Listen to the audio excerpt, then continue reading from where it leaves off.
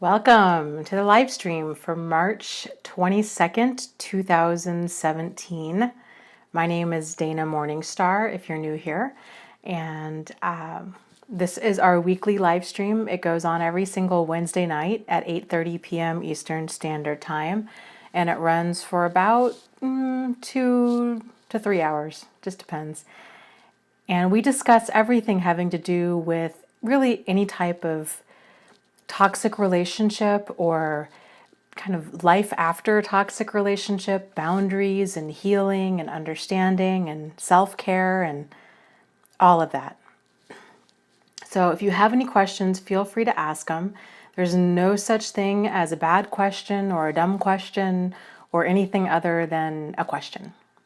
And if you want to email me directly, you can email me at deardana@thriveafterabuse.com if you want to email me your question privately. Okay? So let's see. Dispeller is here. Carrie is here. Dee Dee, Lauren, Lucy, hello. Daisy, hiya. Welcome, welcome.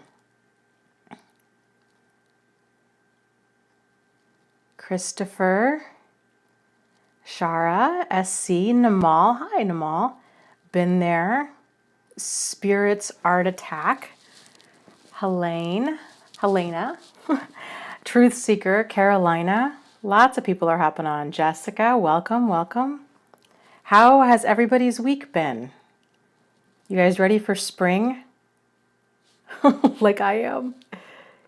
Nancy says it's their first time on the chat. Well, welcome.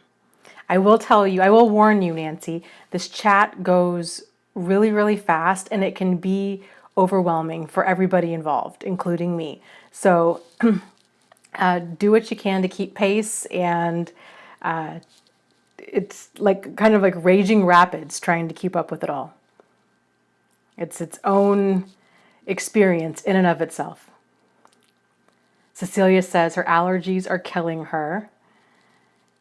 Yeah, I've been having like a cough that won't go away. I don't know what's up with that. I'm hoping it's allergies. Bear, hey Bear. Carol, Mark.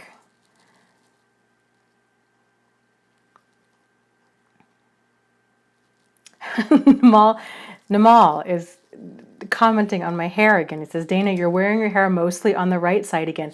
I took another mini nap. This is what happens. Because if I go, here, watch. See, if I go like this, that's why. So I do this. See, problem solved. It's the quick fix to weird nap hair.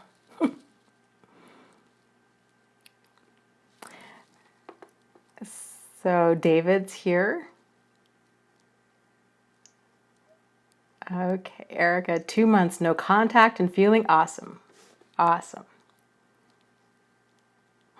Cecilia likes my bedhead. Yeah, I've got some crazy hair.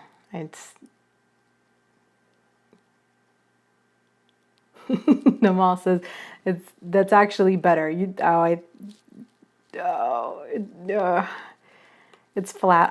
What I need to do is quit taking a nap before these live streams is what needs to happen, and then this won't be an issue. Okay.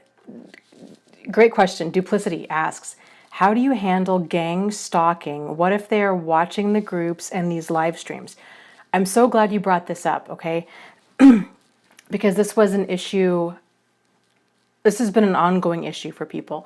So a couple things that you can do. For starters, I would recommend with online stuff, Googling yourself. So Google your real name just so you can see what all comes up.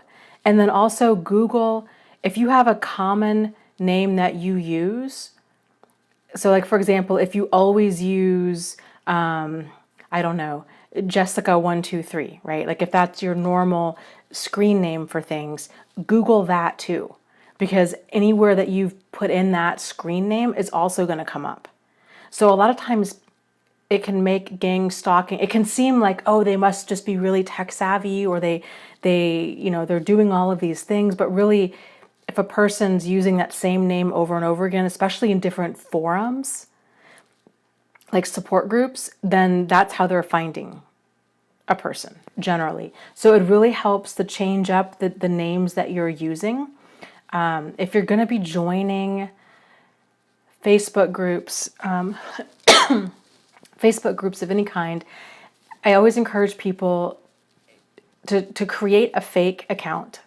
And because with, Facebook, I love Facebook, but I hate Facebook. And the benefit to Facebook is everybody's on there, but the downside to Facebook is everybody's on there.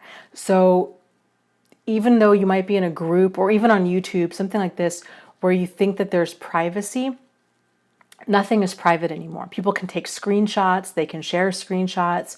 As an administrator of a really large group on Facebook, we try to, keep people's identity private. We try to keep things private in the group, but we can only do so much. And if a person's going to share info, they're going to share info, and we have no control over that. So changing profiles, possibly not giving out details that will speak in specifics to your situation. So kind of keeping things intentionally vague can really help. Sometimes it really just goes back to just creating a fake profile, or not using the same screen name over and over again. Sometimes that alone just eliminates the issue. Also, pictures. So if you tend to use the same profile picture for groups or Facebook, people can also Google that picture. So do a Google Images search for the different pictures that you're putting up for Facebook or for YouTube or what have you, or different support groups, and see what comes up. You're going to be really shocked to see just how much info people can get just by doing that. So, okay. And I hope that helps. Outside of that, you can also ban people, like you can block them. You can block them on Facebook. I believe you can block them on YouTube as well. So taking advantage of that, creating new accounts is generally the best way to kind of shake them off your trail. Jessica asks, what is the best way to start no contact when you have children involved? Or the best way to start Grey Rock? So, no contact there can be an added challenge to that if there are children involved. So something that you can do would be, if you've already gone through, if you have an attorney, if you've already gone through, you're going through your divorce, to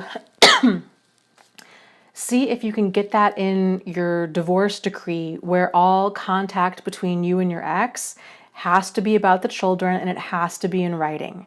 And so oftentimes they can have mediators where, if it's really bad, if the harassment continues, that all communication must go through like a mediator or some sort of neutral third party.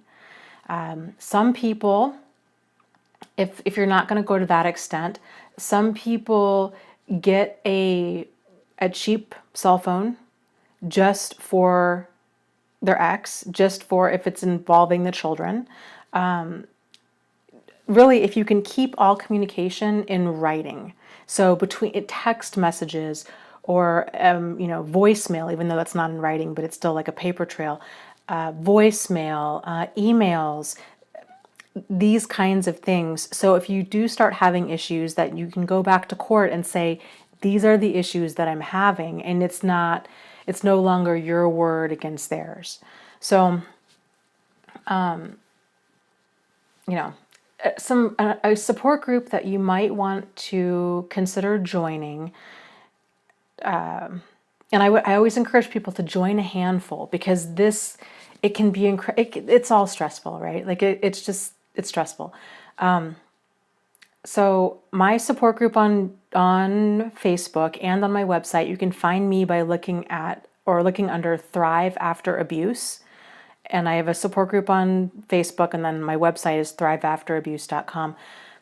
There's support groups on the internet and on Facebook for, if you do a search for narcissism or abusive ex-husbands or abusive ex-wives or co-parenting with a narcissist, like those kinds of terms, those will generally yield quite a few support groups, and that can be a really great resource to go there and to vent and to get support and to get ideas from people that are currently living this. And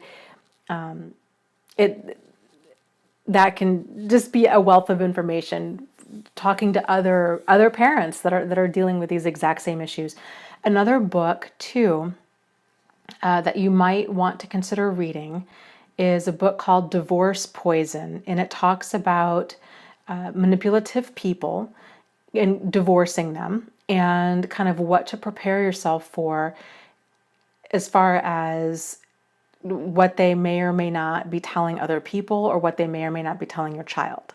So it's a fantastic book. It's by Richard Warshak, I believe. You can find more information on my website at thriveafterabuse.com under book club. It was one of our book club books. It's a good book.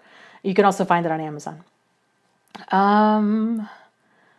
Let's see. So gray rock. Let's talk about gray rock a little bit here for those that are not familiar with that term. So gray rock is where a person becomes about as exciting or reactive as a gray rock. So meaning not at all. Like you're about as exciting as lukewarm oatmeal, pretty much. So you're not talking about anything that can possibly trigger some sort of like ego injury to them, or what's known as like a narcissistic injury. So you're not talking about anything good that's going on in your life or the lives of the children. You're just keeping things polite, pleasant, about the same level of depth as you would with like a great aunt that you've met once before. So it's just very surface level, kind of polite, pleasant conversation. It's to the point, kind of be brief, then be gone kind of a thing. So in the gray rock takes practice. It really, really does. Why and how gray rock works is it's emotionally detaching. And so what helps with this is to anticipate their behavior as much as you possibly can. So if you know that because they all tend to have kind of their own moves, right? So if they tend to bring your child home late on school nights without having eaten dinner, without having done their homework, when the agreement is that they're going to do dinner, that they're going to do homework, right? And you're starting to feel like, you know what, I feel like they're doing this intentionally to provoke me into a reaction, and then they're going to make it seem like I'm the bad guy while they're out having fun with the child, and it's a Tuesday night, and your child has a test the next day, and all of these things. So these are all of these different ways that they just kind of stir the pot, and it's all about power and control. It's all of these little games. So anticipating these kinds of things, realizing, okay, this is what they normally do, so how can I set myself and my child up to win? So, and it's going to take trial and error, right? So maybe, and staying as cool, calm, and collected as you possibly can really helps, because half the time, a lot of these provoking actions are designed to provoke, like they're designed to actually get a reaction from you. So if you can slow things down to where you're not reacting, but instead you're responding, that's when you can really reclaim your power and control. So it helps to do that by anticipating some of the moves that they might make and then preparing yourself ahead of time. So if you know, okay, they don't do dinner, they don't do homework, possibly can you do 45 minutes of homework before they go out? Or can you encourage your child to do homework as soon as they get home before they go out with your ex? Can they take a shower or a bath before they go out? Can they eat, have a snack or something before they go out? These kinds of things to make that routine as smooth as possible. And like I said, gray rock takes practice, because it's a normal human reaction to be upset when somebody's intentionally pushing your buttons. But I think if you can see that it's a game, it's all about power and control, and it's just not worth the time or the energy to be emotionally invested in this, it's a lot easier to kind of detach and see it for what it is. I was actually came across a really great video the other day, and I wish I could remember the name of it, but it was a video by Be Good 4000, and he described kind of this anticipation. It was like the best way I've heard it described yet, as in the Matrix when who is it?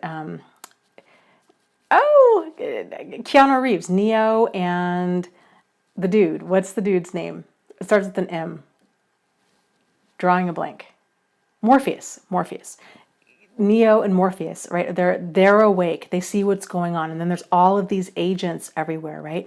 And so all of these agents are out to get them. And so, in a lot of these different scenes, like they'll fire a gun, right? And then all of a sudden it's like, woo, everything goes in slow motion.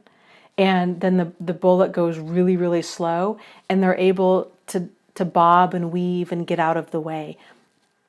It's very similar to dealing with a manipulative person. If you see what you're dealing with, and you can slow things down enough to where you can actually you can respond instead of react, then you can start seeing these manipulations as they're coming. You can slow things down, and then you can get out of the way.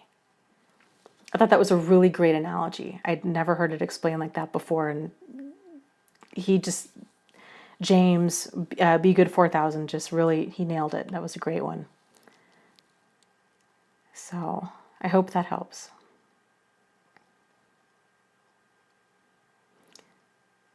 Okay, let's see. Oh,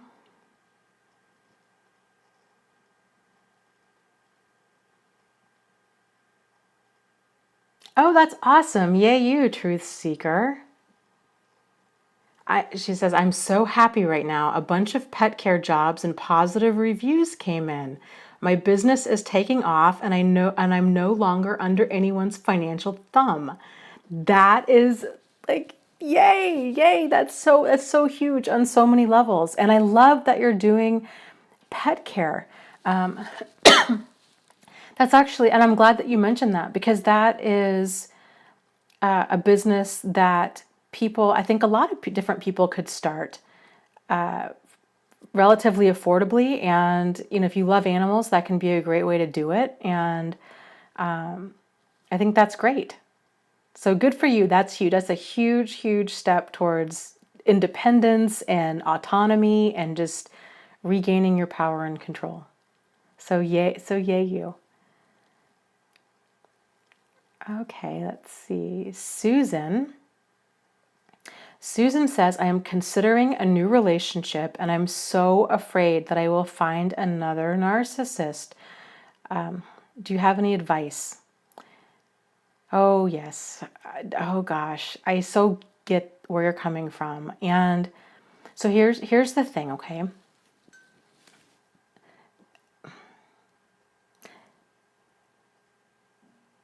A lot of that fear, my guess would be, comes from the fear of being hurt again, the fear of going through this again, the fear of not, of going through this again. However, you've learned so much from going through this before, right? So you know how problematic situations feel. You know how problematic relationships feel. You know how red flags feel. And if you've seen my Red Flags of a Narcissist series, then you also know in specific what a lot of these behaviors look like and kind of how they go down. So if you can spot these things as they're happening, because there are problematic people out there, and realistically, you probably will encounter another one in your lifetime, hopefully not in a dating capacity, but they are out there, and it's okay. It's okay, because now you know how this stuff feels. You know how to move yourself to a place of safety and sanity. You realize that you don't want to go down that path again. So you have a lot more, insight and awareness. You're so much more prepared for this. And so if it does happen, if you do encounter another problematic person of any degree, right? Go slow. Go slow. This is all about, valuing your time and valuing your emotions. So it's going at a pace that you feel comfortable with at any given time. If you're not comfortable with it, that's a big sign, or you're feeling pushed, that's a big sign to really pull things way, way back. If not, completely just get out of there. So if you're not already in a support group, I would highly recommend it. That's kind of been the latest ongoing conversation we've been having in my support group, is people dating again. And it's sort of like you have to kind of get your sea legs again, because when you've come across an emotional manipulator, they really do a number on a person's perception of reality. And so it's very, very common for people to get out of these relationships. And then if they do, they have a hard time figuring out what's normal. Am I overreacting? Am I underreacting? Is this normal? Is it me? Is it them? I can't quite tell what's going on. And it takes practice. It takes practice. So, I would encourage you to try as much as you can to replace that fear with curiosity in a way. So instead of fear of all of these people that are out there, kind of curiosity about your own emotions and watching yourself as you're befriending new people, as you're going on different dates, and kind of, what red flags are you seeing? How do you feel? Do you feel comfortable? Do you feel calm? Do you feel confused? Do you feel upset? Examining all of your emotions as you're going through this, because your emotions really will tell you everything that you need to know. But it's a challenge when you come out of an abusive relationship to actually start dating or even befriending people again. This is why I am a huge fan of meetup.com, because it's a great way to go out and meet new people in a non-dating atmosphere. Like you're just going out and you're trying new fun things. You're going for hikes. You're going for, I don't know, vegan cooking. You're going for, dog meetups. You're doing all kinds of different things with a bunch of other people that are generally there to make friends. So people tend to be very receptive and open to meeting new people. That's why they're there. That can be a good way to kind of, in a very non-threatening way, observe people and to make friends, and then to just pay attention to how you're feeling. Are you seeing any red flags? Like what do you like about the situation? What don't you like about this situation? And realizing that at any given time, if something doesn't feel right, or if it's just you're not having fun, you can get up and leave. So it can be a really great way to reclaim your power and control, is just starting slow, because dating, especially online dating, is really, it can be really something else. And there's a lot of problematic people out there, and it's really important that you guys have a really solid grip on how problematic behavior feels, and that you're comfortable enough to hold your boundaries and your standards for being treated with dignity and respect, and for moving at a pace that you're comfortable with. And realizing that, dating partners, it's sort of like the old saying, like dating partners are like buses. Another one will come along like every 15 minutes. There's lots of them out there. There's no need to, try to make a situation work, especially if, there's abuse going on in it, or being treated with dignity, with a lack of dignity or respect. Like, there's no need to try to make that work. There's lots of people out there. So I hope that helps.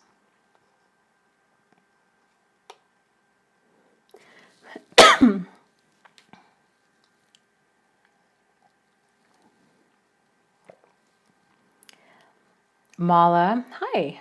Mala says, I feel so bad, Dana. I cannot stop myself from calling him and asking him why.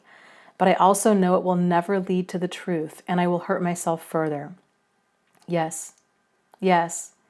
And I would write that exact thing down, just what you said there. Write that down or take a picture of it and look at it every single time that you want to call him.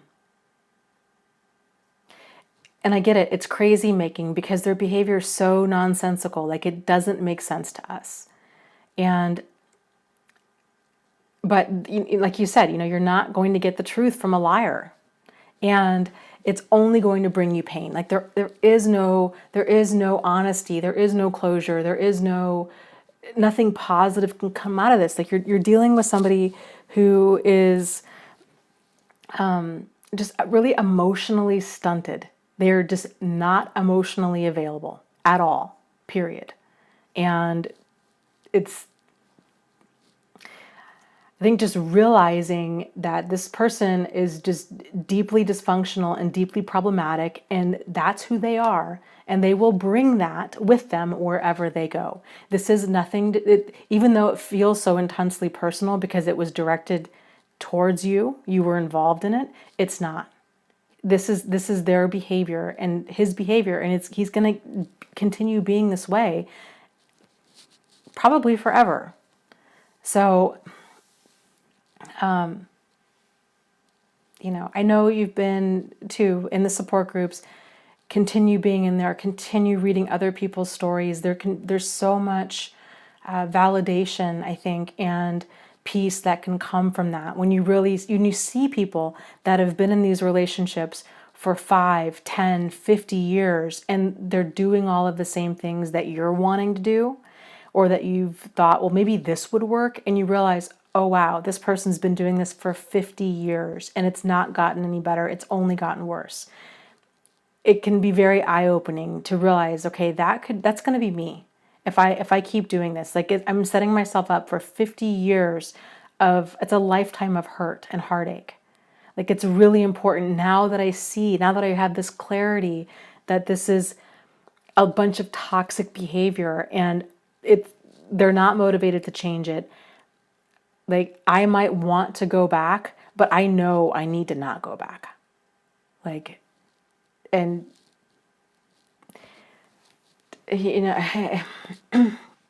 it's hard. The pull is there. The pull can be very real. I think what can help with that is because it's generally not them that we miss, for starters, too, if we are missing them. It's the way that they made us feel. It's the dynamic, it's the good times that we had with them. And the reason that we're having to leave or that we're having to stay gone is because the bad times are so bad. And so if you can remind yourself of this and then also try to get busy living a life that you enjoy and get used to being around people that make you feel empowered and inspired and encouraged and at peace and calm and energized and all of these emotions on like the positive side of the spectrum. When you get used to feeling good, the pull to do something, to be around people that make you feel like any degree of bad tends to loosen its grip. So if you can kind of redirect your energy into feeling good again, then that can really help. But I know it's not easy, and it does take time, and this pull won't always be there. It really does pass. A lot of it has to do with just time. Okay. Amy says 2 years, no contact. What? That's awesome. Congratulations, Amy. Thank you for sharing that with us. Yeah, Truth Seeker says empaths, pet care jobs are the way to go. Hugs. I totally agree. I think that's a fantastic way to do things. We kind of a little side story. When I was married, we had 2 dogs, and we had a pet sitter. She was fantastic, and our dogs were so flipping needy. Like, it was ridiculous. I've had like crushing amounts of guilt whenever we would leave them for the weekend. And so these pet sitters, they would take, pictures and like text messages, pictures of them. They wrote out this little, they went like above and beyond, like this little daily diary of like what they did that day. It was so cute. But the downside was when we came back from vacation, our dogs just looked at us like, no, we want the fun people. They didn't even want us back. They didn't even miss us. They just wanted the pet sitter back. They loved them so much. So that's when you know you've got a good pet sitter, is that your dogs don't love you. Don't love you anymore, and they want to go with the pet sitter. So, but that's awesome. I think that's just a brilliant idea for a way to get back on your feet, and a way to be around animals and kind of all of the good energy that animals tend to bring. So, okay, Sarah says, this is the first time in this chat. I just left my abuser on Sunday. I'm feeling a little down. I'm working on pursuing a divorce after just getting married last June. Well, Sarah, welcome. Welcome to the chat. And I don't blame you for feeling down. I think that's very normal. And that's a lot. That's a big emotional roller coaster in a very short amount of time. So if you haven't already joined a support group, if you've heard me talking about this before, I always recommend people join a handful of them, because every group is a little bit different, and different personalities and different structure and all kinds of stuff. So join a handful of them if you're open to that. I think you'll find a lot of validation and clarity from doing that. And it can really, really help, especially during these times where when a person's feeling down. So I would encourage you to try to be kind to yourself during all of this. And this was a conversation in the support group earlier where this is kind of an ongoing conversation, and it's a very common thing where people are like, you know what, I just don't feel like getting out of bed today. But they're feeling down. And so, and I get it, I've been there too. I would encourage you, if you're feeling to that level, to put a time and date on like how long you're going to allow yourself to just stay in bed, or to, kind of call into work, or whatever you're going to do. It's okay. I like to view this time as, it's a lot like having the emotional flu, and to treat yourself like you have the emotional flu. So tripling up on your self-care, eating tomato soup, and, watching a bunch of movies, and just telling yourself over and over and over again, like, it's okay. And, I love you, and you matter, and you have value, and really just feeding your brain a bunch of kind of self-soothing messages.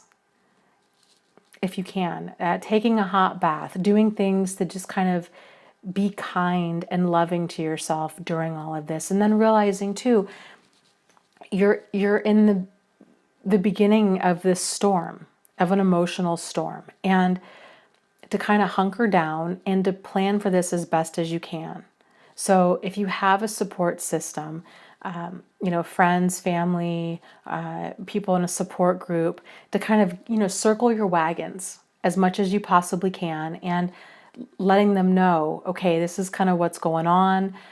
Oftentimes, friends and family, they don't know what to say. And so it can help to kind of let them know, let them know what you need from them. So saying something like, I don't want advice. I just need somebody to listen. Or I feel like I just need to cry. Can you just tell me that everything's going to be okay? Or I don't want you to tell me everything's going to be okay. I just want you to tell me that he's a jerk and I'm doing the right thing. Or whatever it might be in that moment, but just letting somebody else know, this is just what I need from you right now. It can really work wonders, because if a person hasn't gone through this, or even if they have, but it's been a long time to where they've kind of forgotten how intense things are, right, when a person gets out of it, they don't know what to say, and they oftentimes will say a bunch of kind of well-intended but still very seemingly kind of minimizing or invalidating things. And so, letting them know what you need could really work wonders with that. So I wish you all of the healing and peace possible kind of during all of this. And just please know that you're not alone in this. Mark asks, can you safely get revenge on a narcissist? Oh boy. Well,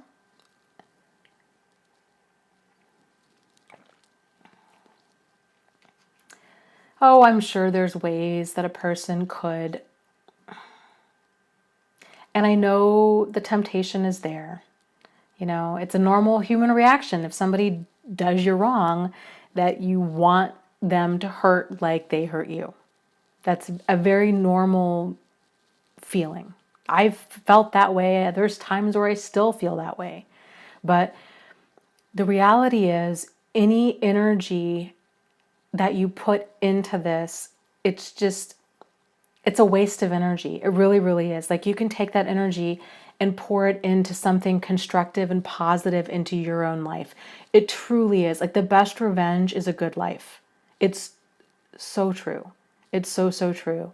And whatever that might mean to you, taking up a new hobby, getting into shape, or writing a book, or, getting organized, or kind of, even maybe not even to that extent. Maybe it's just taking time to text a friend or text somebody that you care about and let them know that you care.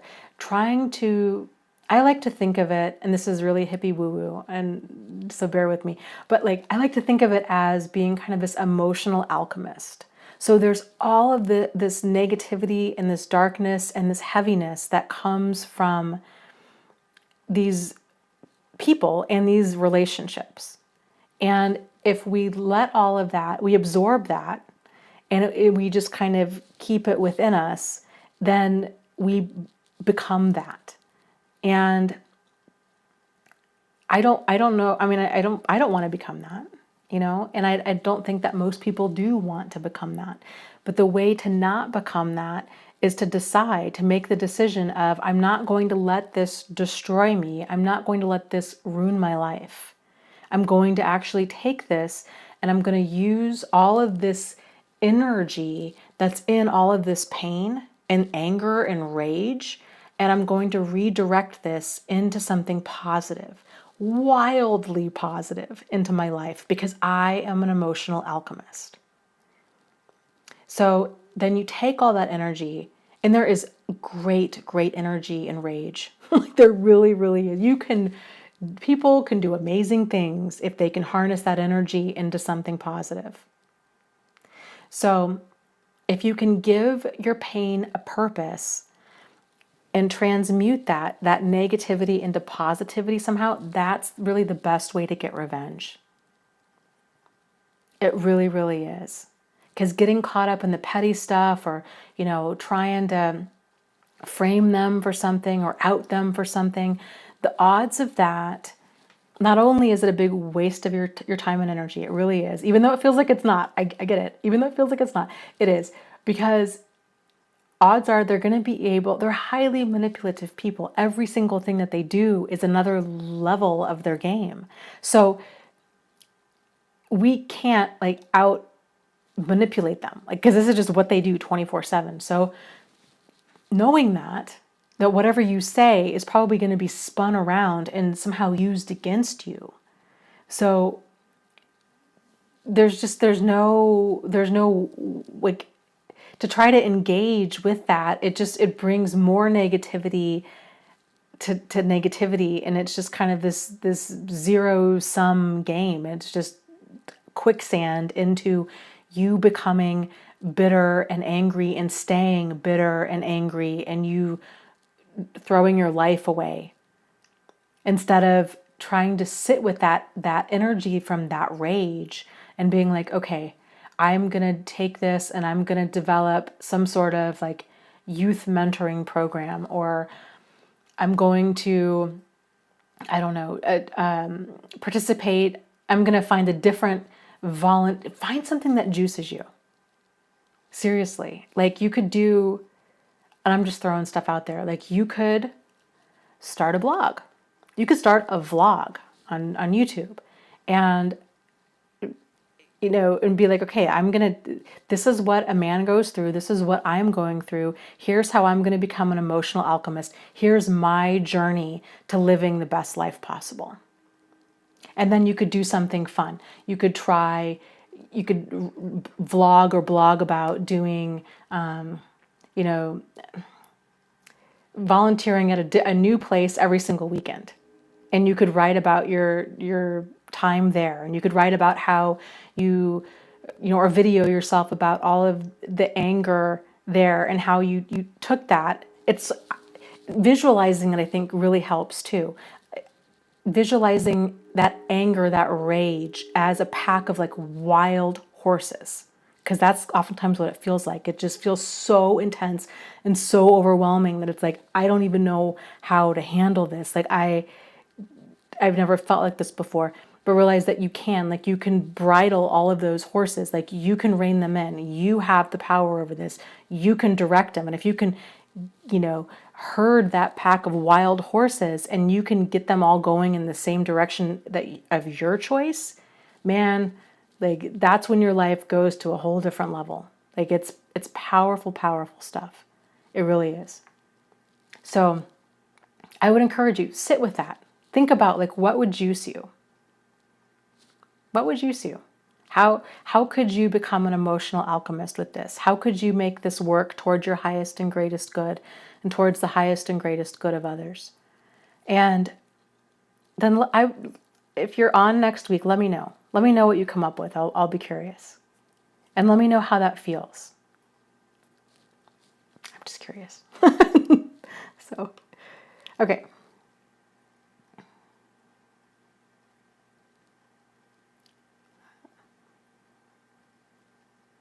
Okay, and Been There says, Mala, the best way to deal with the wanting to know why is to do as much research as possible until you get all of the answers you need to get for your peace. That's what I did. It really helped. And Mala says, it hurts so bad sometimes. Yes. And something that I think might be helpful, this is what helped me, was, so maybe it will help you too, is to try to embrace that pain and realize that pain is not the enemy. The pain is your friend. It's a pointer. It's a pointer saying that this is a problem. This person causes pain. This person is the physical manifestation of a hot stove. And thank goodness this is causing you this much pain. Because it means that your inner self realizes this is nothing. I want nothing even close to this. I don't want this or anything like this in my life because it hurts so bad. if you can try to embrace that pain and realize it's working towards, this pain is trying to keep you safe. And even though it hurts so, so much, it's really your friend. It's your emotional guidance system letting you know that this is not for you, that you deserve better, that you deserve more. And it has to hurt this much sometimes in order for us to realize this is not for us. This is not the path that you are meant to go down. And I think sometimes realizing that, it can help make that pain more bearable if we can befriend it instead of try to push it away. Because and I know this can sound minimizing. It really is designed, all of our emotions are designed to work towards our highest and greatest good. You know, and they're designed to keep you safe. And it's because you matter. You matter. That's why that's why it hurts so much. I would be concerned for you if it didn't hurt this much. I know that doesn't help much when you're in pain, but I get so scared for people and so concerned for people when they come to me with these really intense stories, and there's no pain. Like, this has become their new level of normal, of going through horrific abuse. And I get so scared for them because their normal kind of defense mechanisms, their normal instincts are so numbed out and ground down that they're not able to keep themselves safe. And so the level of pain that they're going to have to endure for it to register that it's a problem is going to be really, really intense. And that's terrifying to me, because then you're really dealing with a really scary situation. So please be good to yourself as much as you can right now. I know you're in pain, and you know, it's a sign. It's a sign that you matter, and people that treat you like you matter, they don't hurt. They don't hurt like this.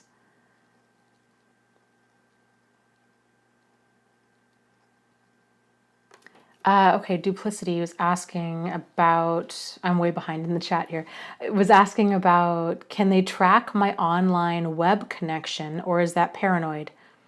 I think they may recognize my story on the group as it's related to them. I don't know. Well, okay. I would start outside of changing all of your screen names for everything, and outside of like Googling your images, Googling your screen name, Googling your real name, I would also change all of your passwords on everything. So, because what happens, a lot of times people, they have one password for for a bunch of accounts. And so if you were friends with this person for a while, if you were, dating them for a while, if you had your basic, Windows password was, I don't know, like awesome sauce 123. If that's also your password for your email and your Facebook, because it is for most people, then make it different passwords. And if you find that people keep seeming to show up wherever you are, and you've Googled yourself and you've changed your passwords and you've done all these things, then there could be, this isn't necessarily a common thing, but it is a thing where, they might have tracking software installed on your phone or on your computer.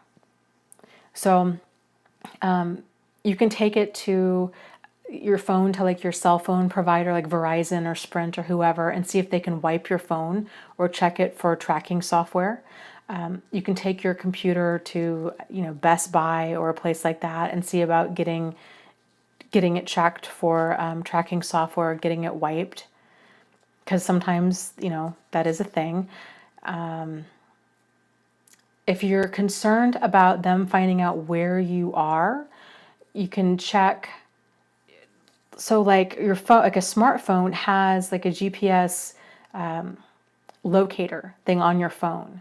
So like with Instagram, I think Twitter maybe too, you can have different alert, or Facebook, where people can like check in and it'll say like where you are. You can turn that off to where people don't know where you are, because they can be monitoring your phone, those kinds of things. So it's not nothing. Technology is so advanced nowadays that it's not paranoid, especially when you're dealing with, a person who's highly manipulative and very problematic. I'm a big fan of erring on the side of caution as much as possible. Yes, thank you, Katie. Good point. Katie says, regarding a fake Facebook account, only use it for therapy stuff and try to not use anything identifying. Jerkbags will report you and have your profile taken down. Yes, so thank you for bringing that up. Yes, if you make it some sort of semblance of a real name and put some pictures in there. So, because I get probably, I don't even know, 600 or so group requests a day. And out of that, maybe 30% are spam. But a lot of the spam accounts have like one picture up or no pictures up, and it's really hard to tell like who's a legit person in hiding and who's actually just a Facebook spammer. So if you can put something up, you can always change your Facebook name too. So if you're going to be joining these different groups, to have a name that signifies maybe something, I don't know, like, something like Jessica Freedom or Jessica Next Chapter, something like that. Or you have a few pictures of, something related to where it doesn't look like that you're a spammer. But yes, don't befriend any friends with that account. Don't befriend anybody like in your quote unquote real life with that account, because then it's really easy if their accounts are being watched, if they don't have their privacy settings on lockdown, then it's easy to see, oh, wait a minute, I know Jessica's sister is now all of a sudden friends with, Jessica Freedom. Oh, I bet that's the same Jessica. And then now they start kind of following you or friend requesting you under fake profiles. I mean, there's just no end to the layers of manipulation that's out there online.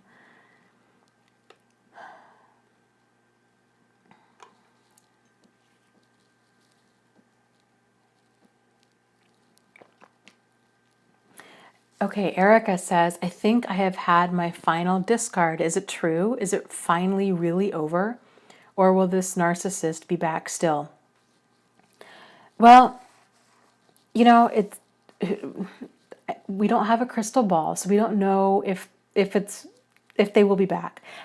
Because we don't know for sure, and because it's also not worth worrying about, I think what you can do is to just kind of have that on your radar, that this is a possibility. They do tend to circle around. This is kind of what they do, because it's just easier to tap old sources of supply than it is to go out and find new sources of supply. But if you can have your emotional shields up regarding this, so if and when they do come back around, that you're not totally knocked off balance by this, you're kind of half expecting it, like, okay, yes, there you are. Yeah, okay. I'm not going to let this ruin my day, not going to let this ruin my week, not going to respond, not going to anything. Like, I see this person clearly, I'm not under any delusions or illusions that they've changed, or that because it's been 10 years that everything's different. Like I have enough good in my life now that I don't need to go dig up the bad and hope that it's somehow changed into good. Like, I don't even have time for that. So if it helps, it can be worth taking the time to just make a quick letter of what I call like for when you miss him or her, whoever the narcissist is in your life, to make a list, like bullet point, so it's easy to skim, and put all of the reasons that you're going and staying no contact. And so if and when they do resurface, and if and when those feelings of nostalgia do kick in, and you're thinking, well, boy, we really had some good times, and that was 5 years ago, maybe they've changed, and I want, right? Like you're kind of justifying all of this stuff in your mind, to go back and read that list, and hopefully it'll remind you of why this is not even worth revisiting. So you can just keep that door shut and just drive on, because it's not even worth it. Bridget says hello from Ireland. Hello. That's so fun. People are so far away. Duplicity says, I already have a fake profile, but I'm concerned they will recognize my story.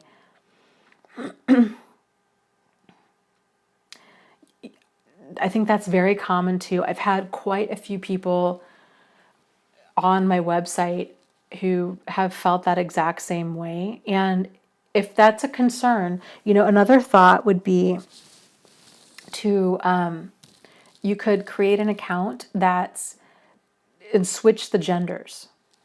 So either your account, if you're really a woman, then you could create an account as a man, or you could create an account as a woman, which you could create an account as a woman if you are a woman, whatever, and then change the gender of the person.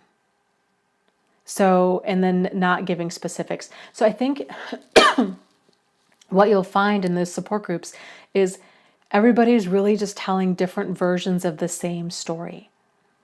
So it might feel like, oh my gosh, anybody that knew details would know this is me. I'm really not so sure, because there's in my support group, there's like 25,000 people in there now, and it's all the same kind of stories. So you can also change up the details. If you're feeling like, no, I think they really do know, you could throw in details to potentially kind of throw them off track. So let's say, for example, if you could lie about your age, you could say that let's say you really have one child, you could say that you have 4 children. So you could pepper in details that aren't true in order to kind of get them off of your trail, if that'll help you feel more comfortable with opening up, or kind of what have you. You could also say that you live somewhere else in the world. You could say that you are from, I don't know, Nepal, when really you're from Iowa. So, these little things like that. There's a lot of anonymity, when people change up details like that. Helene asks, Dana, is it normal for a narcissist not to hoover if I came across proof of his double life and exposed him? So, yes, it's generally normal for them to not hoover, because now if you're on to him and he realizes, okay, I can't easily use this woman anymore, then they're going to be more inclined to move on. So they tend to only hoover if they're trying to use a person, to use, abuse, or exploit somebody. But if if you're not a viable source of supply, then they're just going to drive on. So, they might continue to try, but they generally, you'll hear less and less from them. Generally.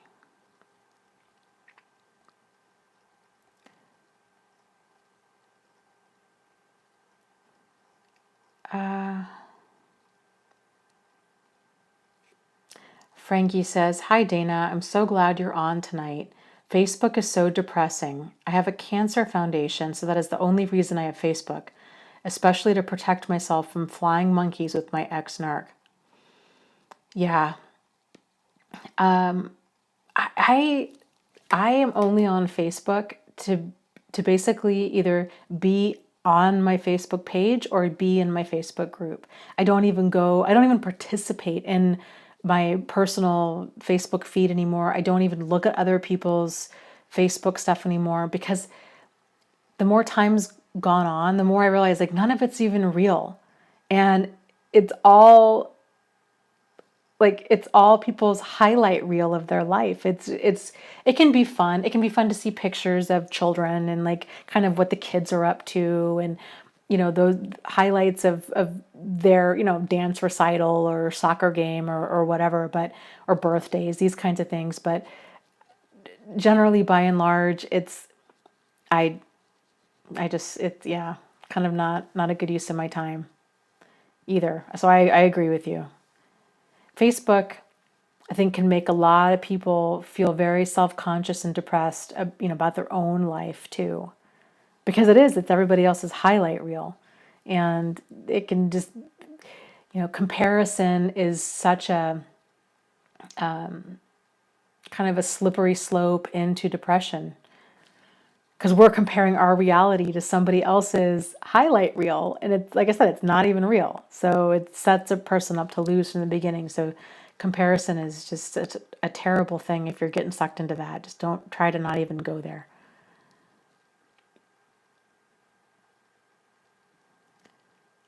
So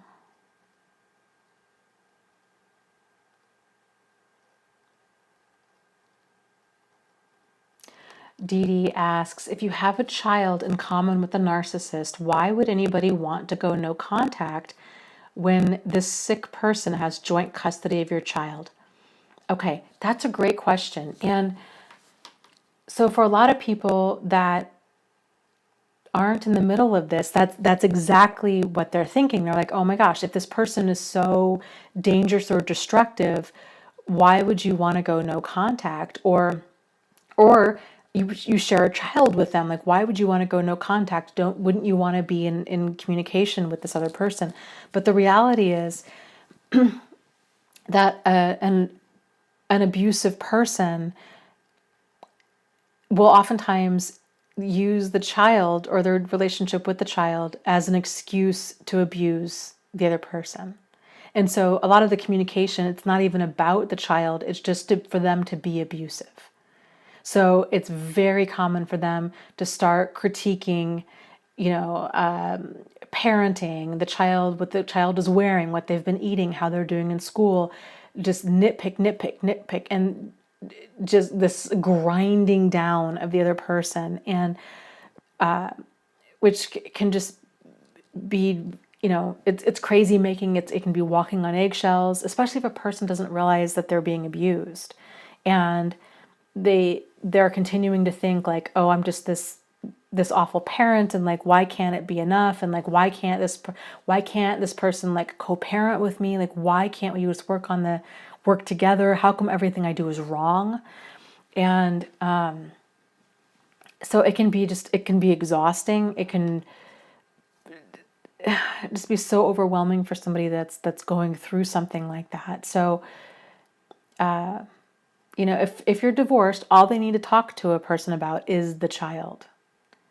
They don't need to talk about anything else, and just keep it all in writing, keep it professional, keep it to the level of that you would have to possibly bring it up in court, I think is a good way to approach that. So everything that you're writing, pretend that a judge is going to see that.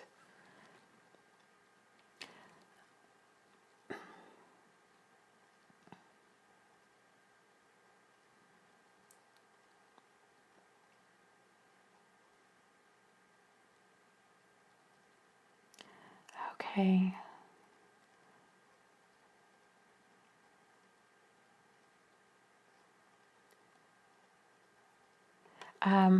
Shara says, how do you get out and do no contact when him and his whole family are toxic narcissists?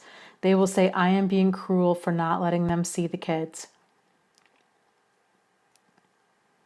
It's so tough if you've got just kind of this whole like den of dysfunction where they're all abusive, they're all just crazy makers. You're going to have to just set your boundaries and be okay with them not agreeing. And it's easier said than done because they probably are going to be telling everybody how awful you are and how, what mean and cruel and completely unreasonable and all of these things about you. You don't have control over that. And all you have control over is you, and hopefully to some extent your children. So, and kind of limiting these possibly toxic influences in their life. So if you can focus more on, because a smear campaign, it can really ruin a person's reputation. But if you're focused more on your character instead of your reputation, then hopefully you will come across as not the problem, right? People are going to know you. They're going to know your character, and they're probably going to know this family and be like, this is a den of dysfunction. If I have to believe anybody, I'm probably going to believe her because I know she's a pretty upright citizen, So focus on your character, focus on doing the right thing, focus on just being, you have healthy boundaries. This is, you're just doing what's best for you and for your children. And that's what you're just going to keep doing. And other people are not going to agree with it. And that's okay. They don't get to vote. It's not a democracy. And,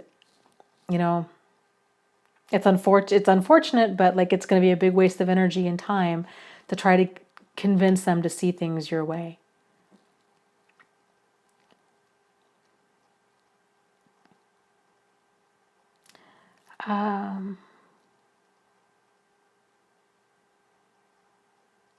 Erica says, or talking about Facebook, how can you tell the difference between a narcissist and a non-narcissist? My friends share moments of their life, and they are people that share so much to get likes. It's just everything. So it's weird. Like, society has gotten so weird in the past, I don't even know, like 10 years. I remember when blogging first came out and like MySpace, and I had loved to write, and so I had started a blog, and I did maybe like 3 blog posts, and it felt really weird. Like, I was exposing way too, like, who cares? I was just like, who cares about what I'm doing? Like, this is just so, it feels so narcissistic. Like, who would possibly care about what I'm doing? And so why would I get on MySpace and write about my day? Like, why would I even think people would care about this? And I think that was kind of the norm back then, 10 or so years ago. And then it became more normal. And then people began sharing more and more. And then now, I mean, my goodness, like, well, even within my own videos, right? Like, I share so much personal stuff with my life. And that's kind of where the internet has gone. And everybody has their own line in the sand with like what they're comfortable sharing and what they're not comfortable sharing. I don't do a lot of selfies. I'm not, it's weird. Like, I'm comfortable talking about this stuff, but I'm not comfortable taking a bunch of selfies. Like, that's my line. Like, that's just weird to me. But lots of people do take a ton of selfies. The internet is just such a game changer as far as the way that people communicate and the way that we relate to each other, and the way that we express ourselves. So some people, yeah, I think they are, really kind of thirsty for attention and validation. And you can kind of tell a lot of those posts where you're like, oh, brother, or somebody's doing something intentionally to be like, oh, look at her, she's such a great mom. Or, oh, you're like, and if you can see straight through it, you're like, oh, yeah, blah, this is so pandering. Like, it's just so ridiculous. And same on YouTube. Like, there's some YouTube stuff where you're like, oh gosh, this is ridiculous. But then the authentic stuff where people are, I don't know, like vlogging about their weight loss journey or their struggle with cancer or what have you. To me, that level of realness is just, it's fascinating. So I think it just kind of boils down to people's perceptions of it.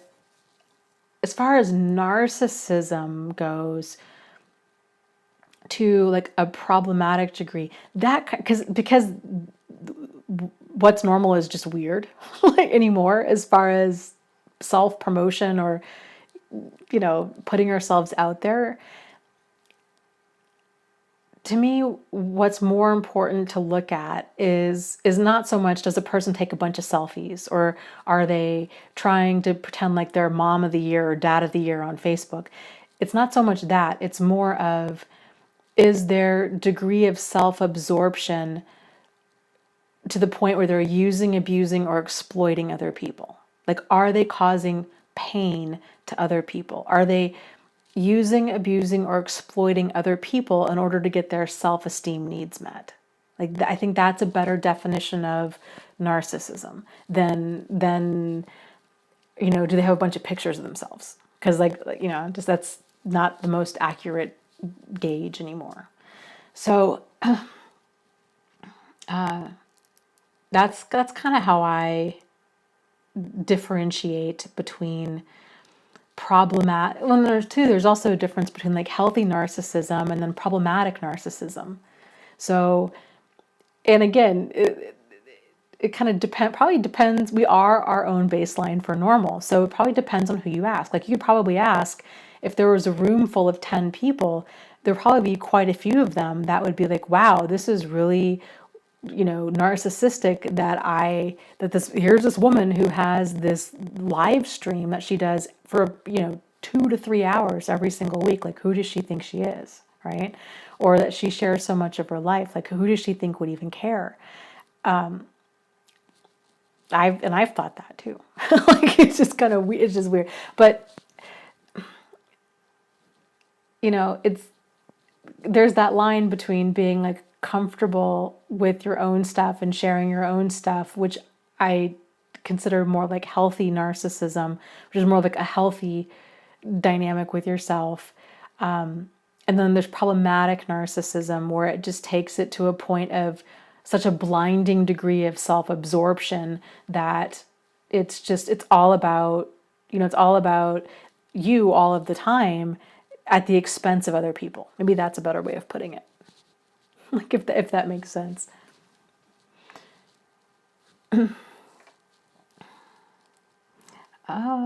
Let's see.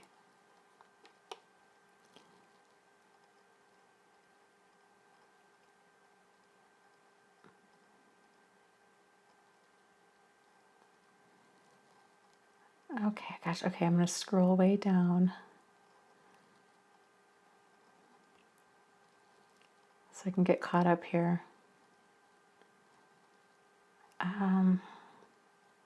Oh, my mic is crackling again. They think it's my hair. Oh, shoot. Okay, I'm moving my hair. We're going to try this. I was playing with this mic the other day. If Travis is still here, I don't know if he's on tonight, but he was helping me with my mic. We were trying all kinds of things, trying to get it. Of course, it doesn't do this when I'm home. It only does it during the live stream. So frustrating.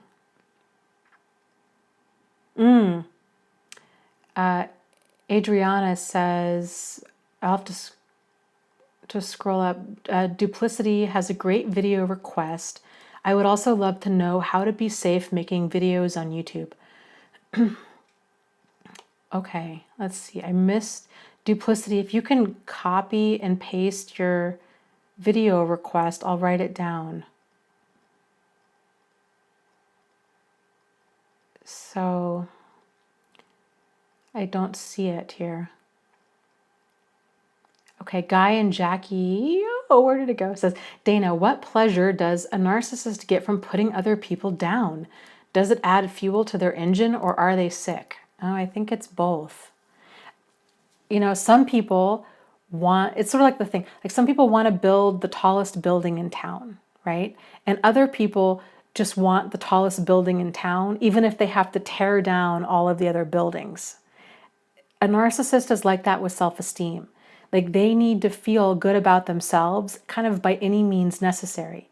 So as like a normal person, if we're trying to, develop like healthy self-esteem, we might develop it in like healthier ways, right? Like, we might go to the gym, or we might, I don't know, wear a different top, or we might volunteer, or we might do things that make us feel good about ourselves, right? For a narcissist, they take a lot of cheap shots. So like grinding somebody else down. So instead of actually knowing how to fill your own bucket and make yourself feel good, it's a lot easier to go around just insulting other people and putting them down.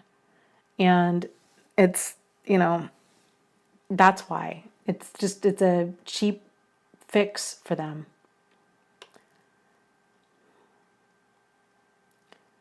Yes. Yes. Oh gosh, what was I going to...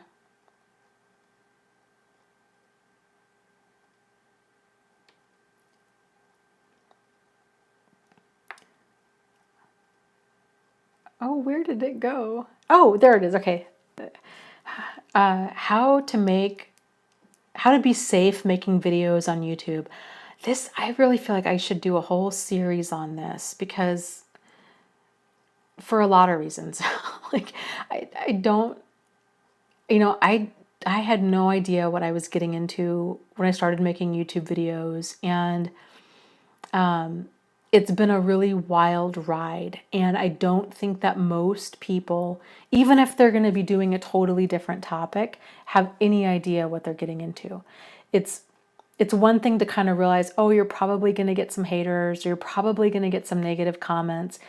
It's one thing to know that. It's another thing to actually go through that. And especially if you're going to be talking about anything near and dear to your heart. If you're going to be opening up yourself and talking about something that's sensitive, whether it's your weight loss journey, or kind of healing after abuse, or your experiences with this, or what have you, people can be mean. And even little things, like if a person getting a thumbs down on a video, the first couple times that happens, that really stings, especially when you're like pouring your heart out and somebody dislikes it. It hurts.